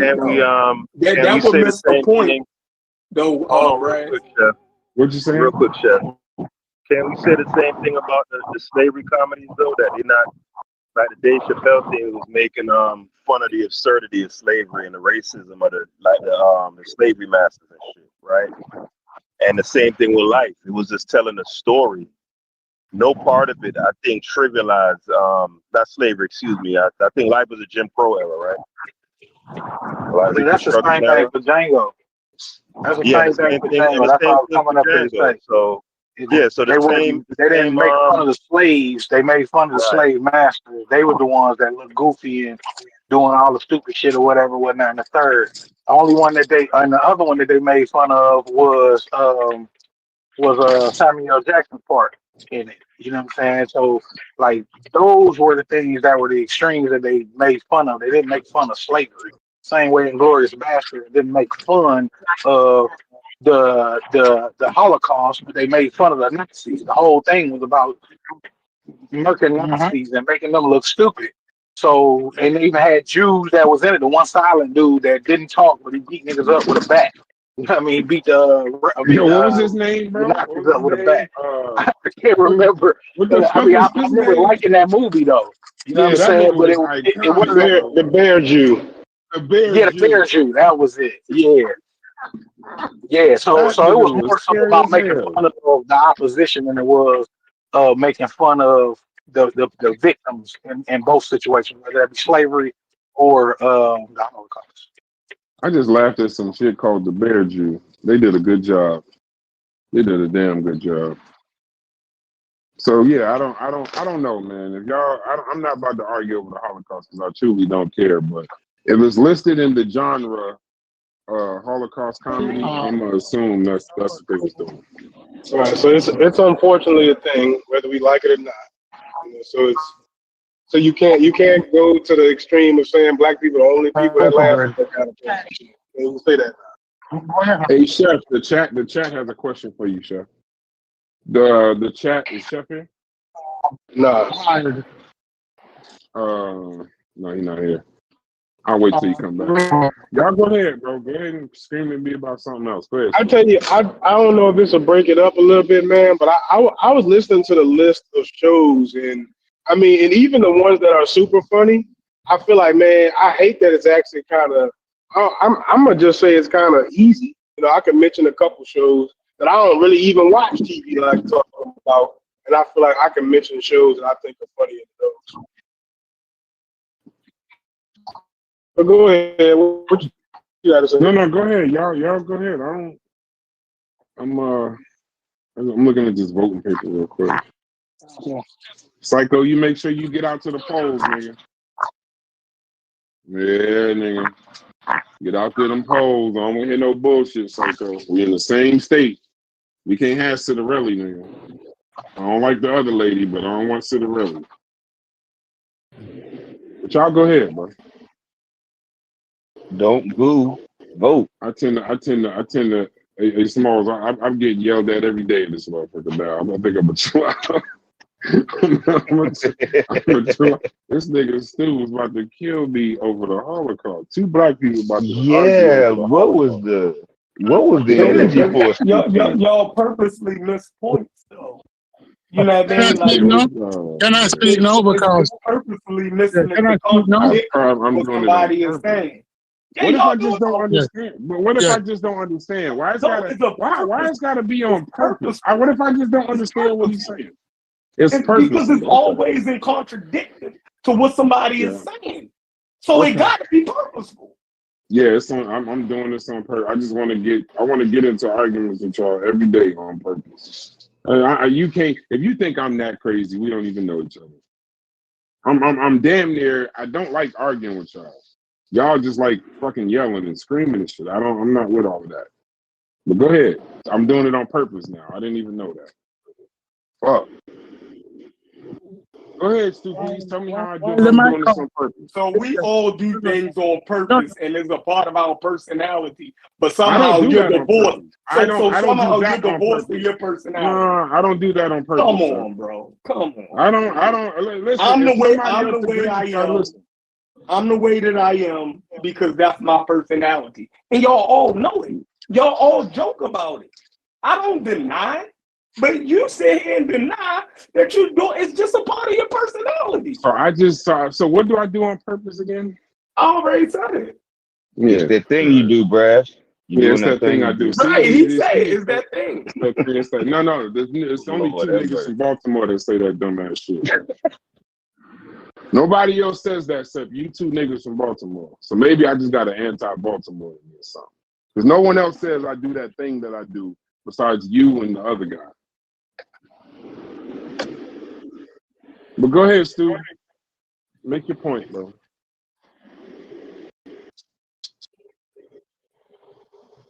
Cool. You gotta talk. If you start talking, he'll cut you off. And then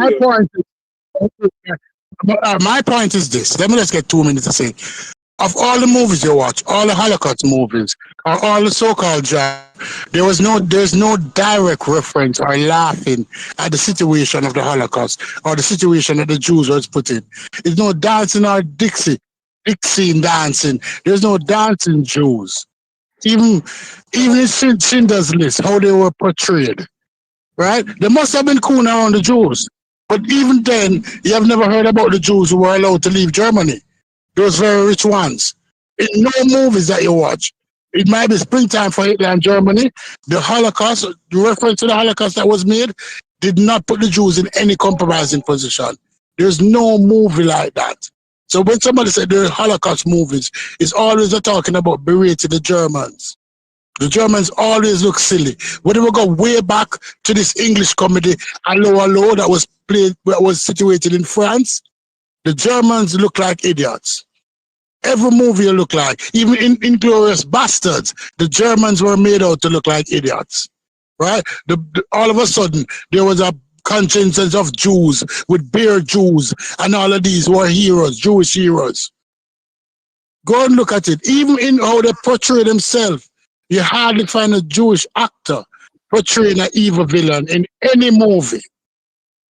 So why they're going to put themselves up there and look like the laughing stock? You never see it happen. So when people telling you that there have been millions of Holocaust comedy, no, around the characters of the Germans, but never the Jews. There was never any laughing at the Jews. And I dare anybody can show me a part where they say, oh, the Jews are the silly person.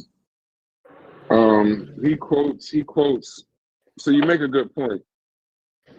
It says, no, the producers never directly mentions the Holocaust. His quote was, like Chef says, Mel Brooks was a Jewish World War II veteran who fought in Europe and lost family to the Holocaust.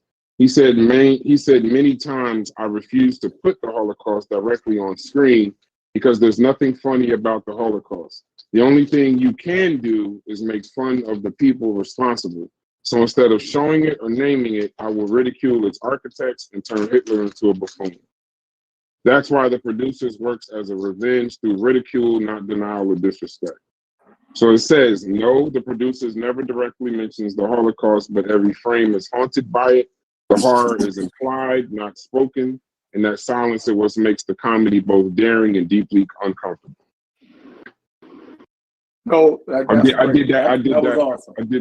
I did that on purpose. So think about it from the standpoint of if we say if them making fun of the Holocaust would have been Jews in concentration camps depicting that, and they making us laugh from being in concentration camps. Life, these niggas was in jail, wrongly convicted, and we laughed at what they was going through in that situation. That Jews don't do, nobody would do that to them. You feel me? That's the point. Yeah, I agree, but I think yeah, I agree with that. I can't even, because I mean, he said he couldn't possibly do the Holocaust, so I'll just make fun of the motherfuckers who did it. So I can understand why it's listed under Holocaust comedy, but I understand Stu's point of they don't necessarily reference the Holocaust. There is nothing about gas chambers and shit like that. No part of that is directly mentioned. So it is what it is. So is the point about when Dave Chappelle actually is getting beat by the slave owner and he's trying to find a way to make it palatable? Is that what we're arguing right now? Is that we should be ashamed for like laughing at that? For just laugh. I know exactly what you talk about. Y'all remember that Boondocks episode? Which one? Yeah, Boondocks. Slave catching. Man, they they was wilding. So yeah, in a lot of black comedies, I mean, they even do little skits and shit like that to depict it. I mean, is he like, I don't know what Chef is saying, that we got like a fucked up self-image and that's what's causing us to be able to laugh at that kind of shit, or Dave Chappelle should be shamed, or we should be shamed for laughing? I'm trying to figure that part out. You should be ashamed. I was gonna say, ain't nobody cancel him. I mean, I don't think people should be ashamed, but not like. I don't think people should be ashamed, but not black people. Yeah, we're more detached from it. We're more detached from it. You know, we detach from our own pain like that. So I agree with you. Exactly, right. Because nobody else would laugh at no shit like that about themselves. But I mentioned it earlier in Mujasi class. A lot of that shit is a coping mechanism for us. You dig what I'm saying? I'm calling bullshit. So then what's wrong with it? So why we got why the fuck do we have to be like everybody else? Don't you listen to rap music, bro? Yeah. Do you boycott that shit? Yeah, y'all about to turn into contradictions a little bit. Let's now we go to No, I'm saying you gotta have a I guess a threshold or whatever to, if you're gonna go by that philosophical whatever, Chef, like it has to stop somewhere. Because I mean, if that's the case, you should be listening to any rap. Shouldn't be listening to anything. Hold on, so how far I are you don't listen to rap nowadays though. At 40-something years old, I don't listen to these rappers. No, I'm saying just rap. Rap is a small example, but I'm saying like when I was a kid, I did. But now, no, this shit ain't appealing to me. Like, why would I listen to that? Rap. I still listen to hip hop. I didn't feel bad. Bro, hey, hold on. Niggas, I'm calling bullshit. Yeah, I'm calling bullshit because nigga, this nigga listen to motherfucking battle rap, nigga. We play battle rap pay-per-views in this motherfucker. I'm not saying now battle rap is the same. I'm not switch everything. Once again, let me be clear. I didn't feel bad watching this. You're not even letting me fucking finish. I'm not talking about you. I'm not saying you. I never said your name. I'm saying I kind of feel the same way. Me. But I will listen to like battle rap, but I don't listen to all the new music and stuff like that. But I don't look at it like the country. I don't look at it like I'm doing my people or this. I don't look at it like that. I don't look at it that way. But I don't connect with it. It's the voice of the youth. I'm not a youth. Exactly. Hip hop usually is the tenor of what the youth is. I'm not a nigga doing drills. I'm interested in like 6, 7, whatever the shit that becomes social media worthy, I'll listen to it. But most of that shit is because I still got a young son. So I listen to some of the shit he plays. But I don't actively listen to that shit. I don't listen to that shit in the car. I'm saying or you listen can't to knock or listen to anybody. books. You can't knock anybody for looking at those No, skits no. and laughing. You can't like be like, yo, what's wrong with you? You Yeah, supposed to that's like, what I'm like saying. let's be real. Nobody did it. No, I don't do nobody that. did I just that. tell people I don't find it. You No, told he me just I said should be no. He shamed. said there's something. He said there's something wrong with Uh, you. That's all he said. He said when Logic said it, all he said was, "There's nothing wrong with it. It's something wrong with you." That's what he. Right. That's not. That's not. Don't There's back a off that shit portion. now, Steph. There's a I mean, portion. No, everybody I'm not. got No, different I'm senses of saying humor. no. I'm Generalized. saying no. What I'm I mean, People laugh Chappelle at made all. racial jokes about what everybody. it is listen. What I'm It's on the saying is I'm not. I don't think he's saying what y'all saying about Logic. He's saying it like he said it on the show this morning. I give him that. Like, I don't ever agree with Chef Harley ever, but the nigga did say, and I do agree, some of this shit is a coping mechanism. Some of it is. Some of this Right. shit you'd rather you want to scream so you'll laugh. You want to motherfucking cry, but you'll fucking laugh. You there, laugh at your pain. So I understand that. there's I fully also understand. different levels of normalizing death, and a lot of people experience death in their own communities, and they're a little bit desensitized and normalized to death, so they may not react the same way like everybody else.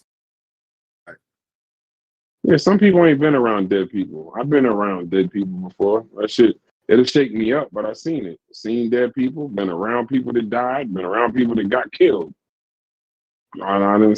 Some kids, I'm probably one of them kids that's seen too much. So I don't. You grow up in the Jersey Drive era, you see car accidents at 140 miles an hour. Mm-hmm. All 4 kids dead. You don't look at it that way. Your friend dead. He ain't move away. That nigga's dead. He got shot last night. Like that. Exactly. So, you are a Like little. it, I am like a little it's some Dave desensitized. Chappelle skits that I was a little uneasy with. It was Dave Chappelle skits that he That became he uneasy was with. uneasy with. Yeah. That's why he ended the show. Because he said white people, Right. he looked around with too many white people laughing too hard. Mhm. And he Y'all was realized talking about that the slave one. I thought the slave one, and I'm kind of had to check myself because I laughed at the shit when Freddie said it. I don't know if he was talking about this one, but the one where he was mocking Roots, and he fake got up there like he was getting whipped and shit, and the nigga hit him for real on accident, and he's like, don't be hitting me with the fucking whip, and he's like, my name's Toby and shit. You do look at it. You look at it and you like, damn, I think that's just like you laugh, but then you kind of like, but then you realize Toby's, that's a character from a film anyway, so you laughing, but you do kind of laugh at some of that shit. But now hold on. Since we talking about Django, y'all didn't feel good at all when he won in the end and got the girl and shit. Y'all didn't feel good about that shit at all. Yes. When he was We whooping cheered for that part. when he was whooping them brothers We're with the belt. always going Oh, to you cheer cheered for for that part. ourselves. Yes. Why Yeah, man, wouldn't I? that's What I supposed to be sad at that moment in the movie? I'm just no, but saying, I'm like, saying you why is it such a problem for niggas who find certain movies entertaining? But that's good. Yeah, you can switch that. There's Bro, something look wrong what with you. you asked me, bro. Somebody else. I mean, depends on you. Right, what'd but you say? he asked me. I was saying somebody can tell Chef that the fact he's projecting that hard and judging people based off what they laughing at on the show, it shows something is possibly wrong with him. I mean, you can switch the argument. Who did I judge though? I said I didn't find that shit funny after a while. No, I'm saying the way you was Y'all niggas internalizing that shit. So forgive me for having a grown person perspective. No, when you on said something was wrong with Logic, what Something's you mean? wrong with What you mean? What you mean by that when you said it then? If we reading that wrong. You said it was I don't something know. I wrong. might have been arguing. That's what you said. That's what you said. No, because No, the Logic reason said why they something keep saying that is crazy. what you said. Right, what Logic say to me though? No, he said Logic No. said bullshit. He said he called bullshit. I call bullshit, right? Because I'm saying I was saying, right, because if you appalled by it for those reasons, well, those would be the same reasons why you would be appalled by rap music. And I ain't heard you protesting rap music. Hold on, we had a whole argument on pseudo killers about my perspective on rap music. And I was still on this side that I am right now. So I think I'm consistent on that. What's your You thing feel on me? rap music then? I've never seen that. What is your I said thing that shit on was rap music? damage. I said that shit was damaging the black people, and it wasn't good, of course. You feel me? Like the I rap think I that they do was remember you saying that. Yeah, like, yeah. nigga, I ain't crazy, bro. I'm 46 years old. All that shit that I used to do, I don't find that shit appealing no more. Like, I grew up a little bit. Like, y'all niggas acting like I'm supposed to still act like I'm 16 years old. I'm supposed to But still it is find the good. same shit But funny. I'm supposed to but find the you- same stuff entertaining. That's crazy. So you mean all rap music or just ignorant rap music? No, I wouldn't say all rap music, but we was actually talking about all that drill rap and all that different. And I'm like, Yeah, well, I don't listen to everybody that. says this. That Yeah. was the first time we had that fake outrage conversation. Can I ponder a question? Like, Go ahead, Psycho. why is hip hop the only music genre where you can age out? Nobody ages out of R&B. Nobody ages out of opera. Nobody ages out of country music. Nobody ages out of rock and roll. But somehow it's an aura over hip hop where you get to age out. Like you get to a certain age, you shouldn't listen to it anymore. Or It's Psycho. Go ahead, I can, let DQ go. that is a situation that has happened. I think it's a weird thing due to the inception of hip hop being just 50 years ago, 50 some odd years ago. And then we're looking at it in real time. I think this past year showed that the older statesmen of hip hop still can be relevant. But when it comes to the business of hip hop, no, they want the youngest, most ignorant, fresh, went behind the ears person. About the listeners. I'm not even talking about Great like point. the industry Oh, per no, se. but- Yeah, but I'm I'm talking about like the saying- listeners, like you know, If you like think about listeners, then yeah, I think everybody got their own demographic, bro. Because I know me, I go listen to my Jada Kiss. I go find Currency. I go find Devin the Dude. I listen to the people I want to listen to. So I think now it's really just more compartmentalized. The older you get, you find the person you like, and you just stay within that niche. I'm not searching for new young pistol starter YN or some shit. You know what I'm saying? I'm not searching for that. Why does everybody use a young rapper's name as Young Pistol Starter? Did somebody say this? That's funny as hell. My brother said the same thing the other day. I was listening to Baby Kia. He was like, "You niggas sound like Young Pistol Starter." Where the fuck is that from? Because now DQ said it. Now I gotta know. That's You from don't know Cedric. him, and he don't know you. Cedric the Entertainer. Cedric. Kings of Comedy. Kings of Comedy. Young pistol starter. That was on fucking Kings of Comedy. Okay, all right. Y'all, that's y'all connection. Okay. Well, no, I think DQ brings to it y'all's the age a for lot of hip y'all's hop is question. always been a voice Why of the I youth. suggested that book though, Brass. Even the conversation of Jewish humor is alluded to in there. How they took something dark and, not to be pessimistic, tried to find humor in it for optimism. Right. It is there's a lot of, as y'all say, bars in there. In that book, it goes all the way back to Jefferson, saying that Black people don't require sleep because we have a sense of humor instead. And it's highlighting where does Black comedy actually begin, and they kind of put it at the 80s where we start demanding, quote unquote, a presence in comedy. You know, you got Whoopi Goldberg as the first one they highlight as truly doing it, and then Eddie comes along and blows the roof off. So you have to look at that, and then you have to look at how long we've been suppressed from comedy, even in slavery. I don't know if y'all know about it, but the whole concept of the laughing barrel, because you wasn't allowed to laugh in front of white people. Now we start getting into white fragility. Yeah, you had to stick your head in the barrel to laugh because you couldn't laugh in front of whites. Oh, I didn't even. I'm not aware of that. Okay, go right on, bro. So when you look at the people that's been suppressed from humanity, what better way to grab it through humor? So, You like get Chef what I'm said, going? It goes back to the maybe it is a coping Yeah, maybe I didn't know. like I didn't Chef know they says. fucking allowed Yeah. us not to lie. Jesus Christ. So because I hate to be the contrarian on this when people say things, Now but there I have to be is to two peas. because There I read. is I have material to be out there where they mock the I have to be the Holocaust. contrarian. And he He finished said black talking though. comedy. Hold on, he finished talking. He No, he finished wasn't talking. done, bro. You just All made right, him let him done. Let him continue. finish. Let him Go done. ahead, Let bro. him done. Go ahead. Go ahead, Stu Peas. But there is material All out there right, where they mock the all right. Holocaust. What? No. When you say black comedy really exploded in the 80s, you need to go back. You need to go back almost 100 years because some of the most famous black comedians were the minstrel shows, and that is why white people adopted blackface when it came to comedy, because it was black people who were primarily the more talented comedians, and the white people adopted.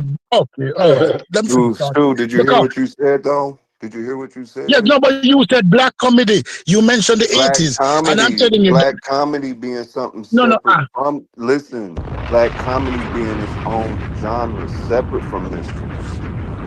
I wouldn't go back 100 years. You can say, okay, we got Richard Pryor and So, Red Fox and them coming up okay, fighting to do it, but it doesn't become official through the eyes of pop culture and just the people who research this until the 80s. and Yes, you there was realize what you just yes, did. there You was realize black what you just did minstrels, a while ago. just like there was Jewish minstrels. Yeah, but you know what you just did a while ago. When you justify black comedy and you use the word pop culture, what you're saying actually to somebody who reads is that it didn't become officially until pop culture, open and close quotation, let me use a different word for pop culture, until white people acknowledged it. Black people have always acknowledged the comedians, but it didn't become official until pop culture. So you understand what you're saying? Let me stop talking, because the more I listen, the more I realize that let me don't say it. Let me don't say it. Everybody in there, you're waiting for a white savior. There's a white fucking savior complex going on now. The white fucking slavior complex. Until the white man acknowledge you, you're not acknowledged. That's what you're fucking saying? That's what you're No, saying? that's how you're That's interpreting it. exactly what you're Because fucking saying. you're acting That's what as you're if saying. Yo, how we get the here? black community didn't support this black genre. How did we We get carved here? out our own Yeah, lane. I You don't know can't how argue we that even you got see an here. So influx of black comedy through the 80s. Like when we started the list. When we started the list of black comedy shows, where does it truly begin? In the late 80s. It's carving out its own lane, and we are the audience. You don't need a white savior for that. You simply don't. No, that's This what is you when said. we You started said. demanding. That's what You the said. book. Listen to That's what. what Listen. the book. Let me That's repeat what what the you said. book says. Let me repeat. Read the book. Let, The book is let me the read. book. Let me repeat The exactly book. what you said. No, let me The repeat what book. you said. You said black Please. The book. black I said comedy the book. did not I become said a the book. genre until pop culture That accepted it whole in the segment. I 80s. was talking about a book. Yeah, but Can I comment? Can I comment? no, Okay. let me say this, please. No, let me say this. He said black comedy did not become a genre until it was accepted by pop culture. When we use the word pop culture, what we mean? What we mean? What the fuck we mean? What pop culture mean? Who control pop? Yo. Stupies. What you gotta realize is what he's trying to explain is that in the early 1900s, when they were formulating these genres of comedy, black comedy didn't refer to black people. It was dark comedy. It wasn't until we took the term black back and they had to switch what they call dark comedy now. It was originally called black comedy. Then they used the term dark comedy because a genre was now being recognized based on our cultural decision to call ourselves black.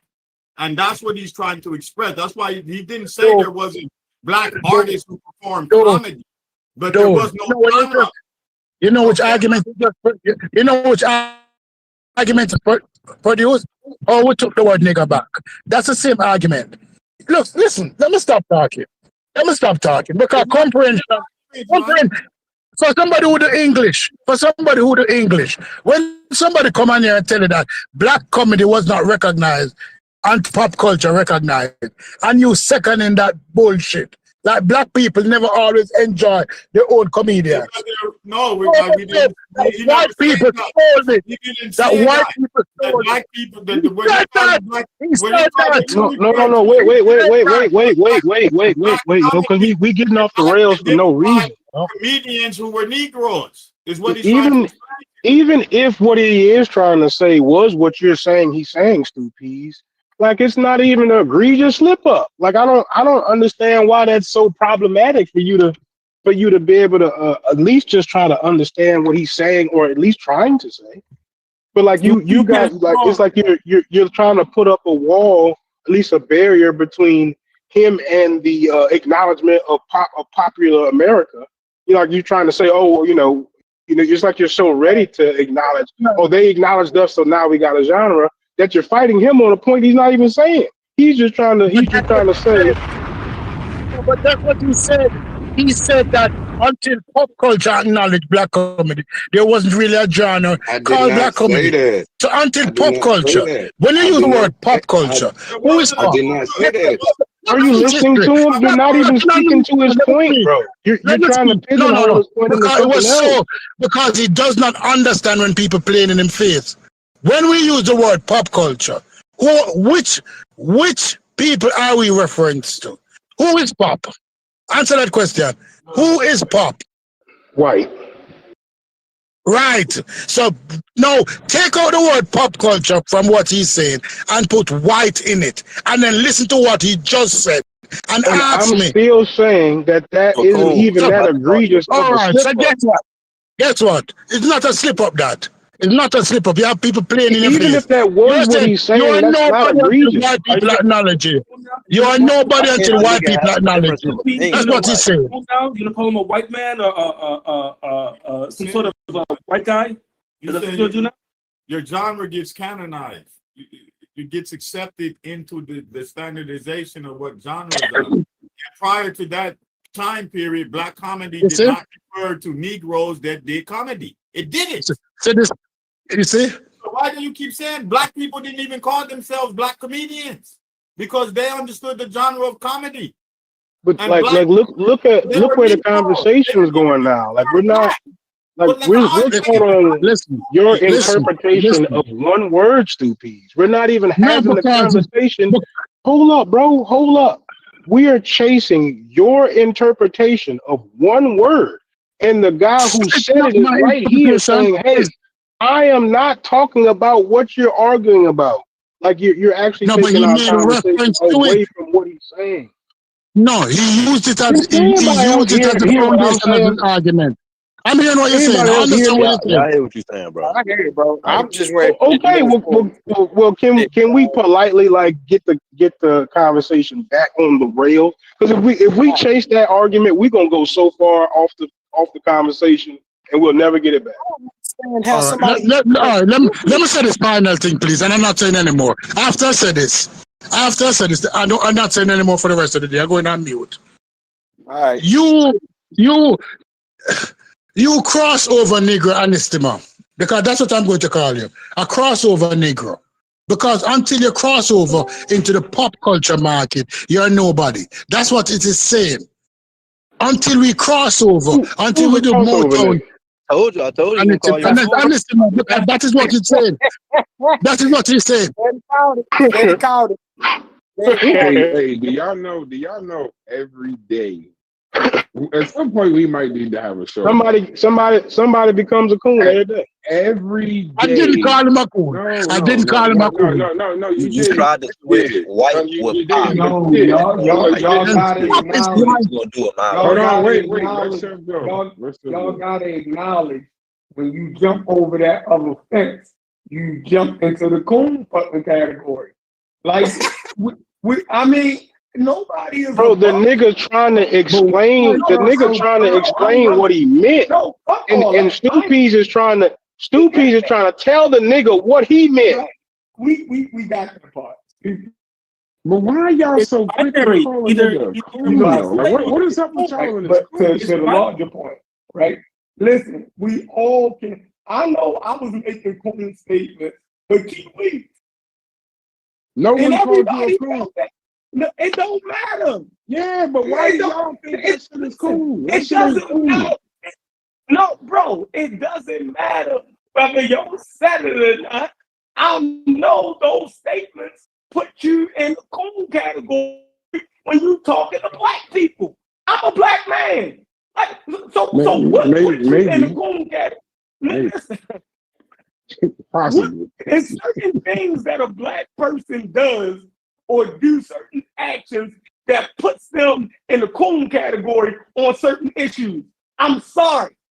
Now, I can say some shit. If I can acknowledge, right, that I know if I say certain things around black people, this will be considered coonish.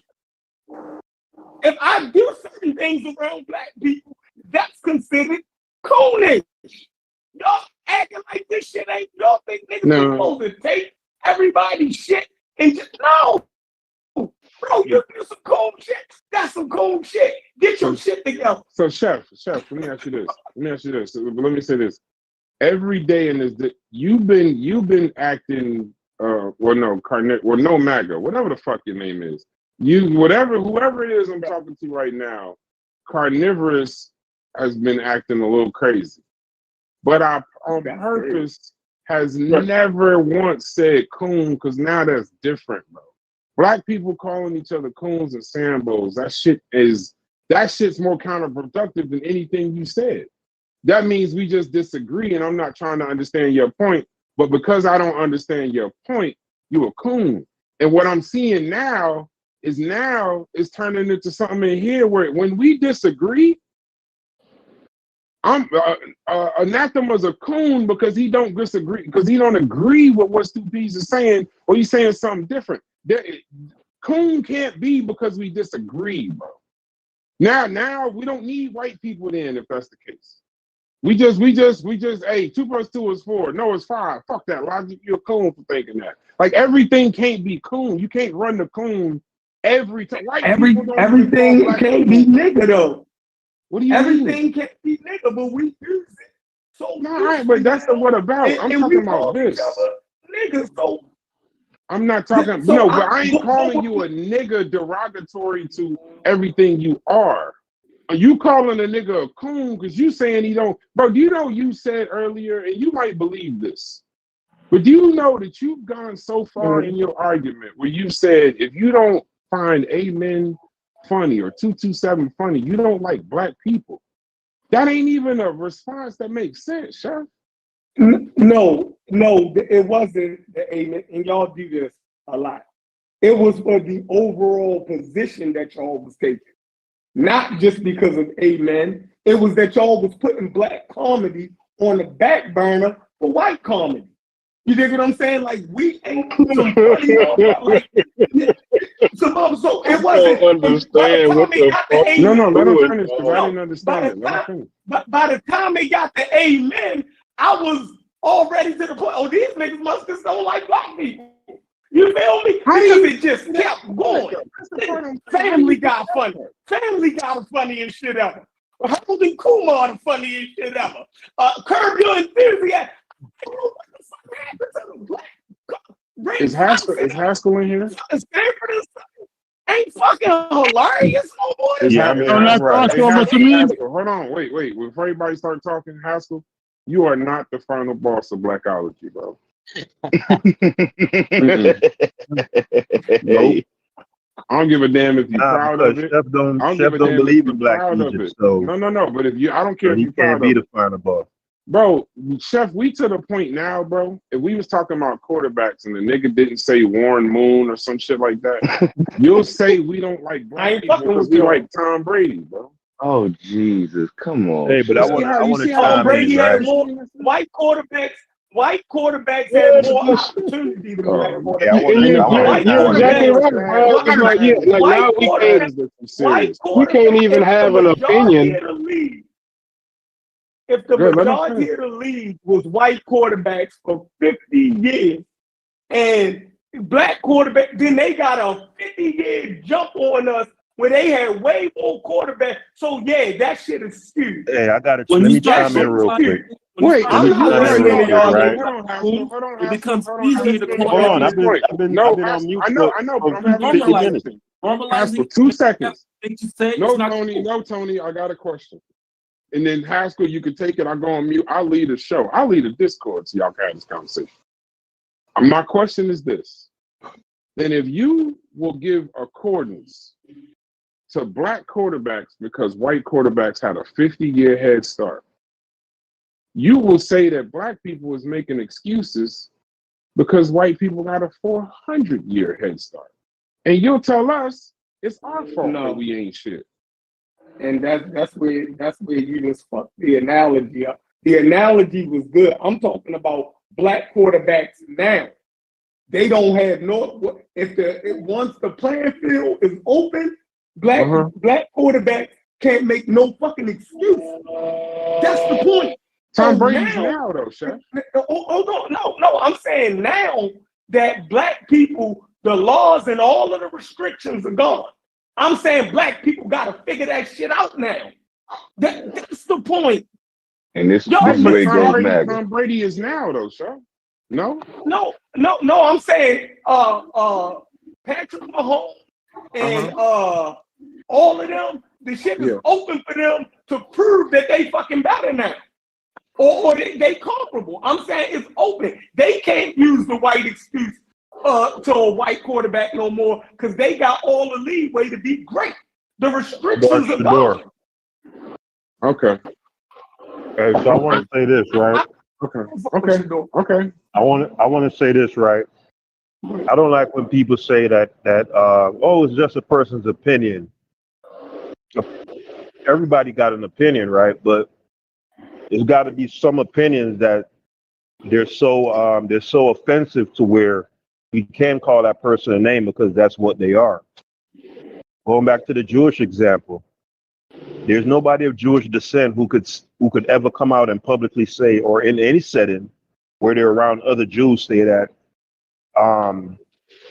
the Jews were equally responsible for what happened to them during the Holocaust, right? And nobody's going to say, well, this is opinion. And it's just, no. There are certain lines you don't cross. Like if a person were to say that, if a black person were to say that we were better off for slavery because it modernized us or whatever, and if we were left back in Africa, we'd be running around with bones through our noses. Yeah, that's an opinion, but it's really an opinion that should get your flesh peeled from your body. But You know what if I I'm talking just about? told you I don't So- like 227 and amen? Yeah, I think we're having two different Right, conversations. we're having two different. Yeah, I I'm wasn't not talking addressing. about where you. No, I'm saying I'm not no. I'm addressing asking you to that. address that. I'm No, asking you addressing to address y'all that. defending. No. Y'all was defending what Anathema said because Stu Pease was absolutely right. That's what I'm What speaking did he to. I even don't care say? I about. didn't even hear that. I was talking to Chef. What the fuck was they arguing about? I didn't even Well, know they before was. that, you did defend Anathema's right to express that opinion. What The did he whole say? thing about that black comedy wasn't a genre until pop culture accepted it. You did defend that. You said that that's his I didn't opinion. defend the statement. No, I didn't defend the statement. I defended the fact that he didn't have to be called a coon for it. Yes, he does though, because that's First what of he all, is. Vyasa said it, and I came in to give the historical chronology to back up what the book Vyasa brought up was talking about. So if you're going to refer to me, at least get the whole conversation correct, because it wasn't a statement I didn't made. make that up. That's from a book. So it was a statement that Vyasa made, and I provided a chronology. Yeah, but even because the you cannot statement that go Vyasa into the made was early about a book. 1900s and look up the word black comedy and see black people. No, that doesn't happen until after the 80s. Before that, black comedy is what you call dark comedy now. True What was your Story point did in- a whole lecture about this. What was your point in saying that though, and pointing that out? What was to defend Vyasa? Because that he had a point. Stu Pease was saying because Stu Pease was saying that there was black. I thought that was the soundboard. Somebody call you a coon for that? No. The funny shit. No, you said that shit on right like the soundboard. But the whole that's point of the what you got called a coon. the whole point of the conversation was that Vyasa had said there was a book that stated that there was no black comedy before the. He was referencing it wasn't even what Vyasa was saying. He was referencing a book, and the book is correct. If you look at black comedy before that, it's not even a genre. It's like dark comedy, like comedy that's not funny. It's about like death and crazy shit like that. Only in the 80s does black comedy is a term that's attributed to us. That's a fact. That's not an opinion. That's a fact. And we call a nigga coons for bringing up this stupid. No. You can't call a nigga a coon. You calling a nigga a coon for a fucking fact now? That's not a crazy. And let's be honest. Not because it's written in a book. Because I would never quote Jabari book. I would never fucking quote Jabari book, but Jabari is a book. I would never quote Unc book, but Unc have a book. So when somebody says it is in a book, that is of no relevance to anybody who reads, because you can't quote all books. No. Black comedy before the 80s. It's not a fact. It is not a fact. Comedy before the 80s doesn't reference black comedy like we mean it, like Richard Pryor and all of that. Black comedy was meant as like a whole nother genre. It's like some dark comedy kind of shit. That's what he was trying to say. Talking about. Let's put it this way. Let me just say this. Black people has always been doing comedy. And black people were the people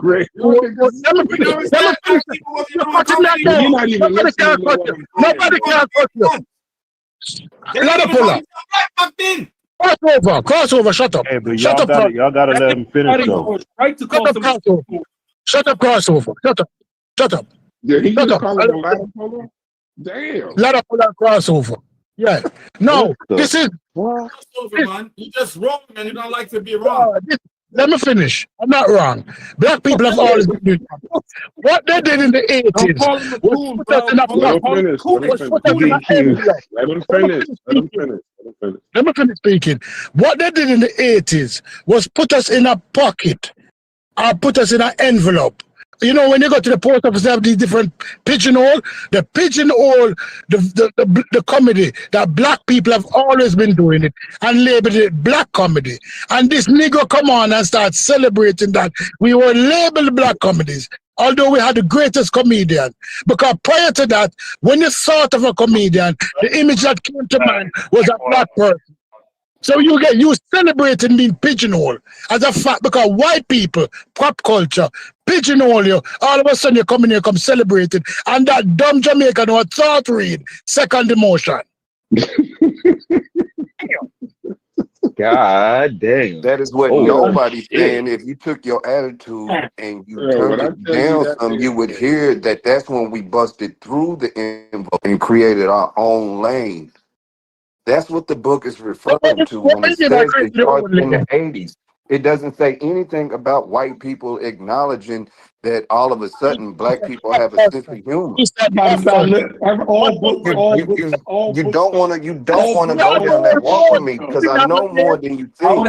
And that's not my argument. That's not the book's argument. So everything that we read in the book is well, nobody's saying that. Nobody's saying that. No matter. Right. So if somebody is referencing something from a book, we still have the right to challenge it. No question. But why would the book be the end all be all? No, that's not. I can read a lot of stuff in books that I.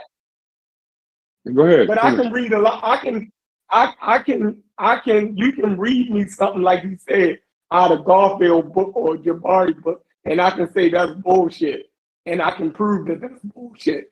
You know what I mean? So it don't mean that just because he read it in the book that shit is actually correct, and it don't mean that when white people acknowledge something, then it became a reality to us. You dig what I'm saying? Like we existed before. You know what I mean? You know what I mean? It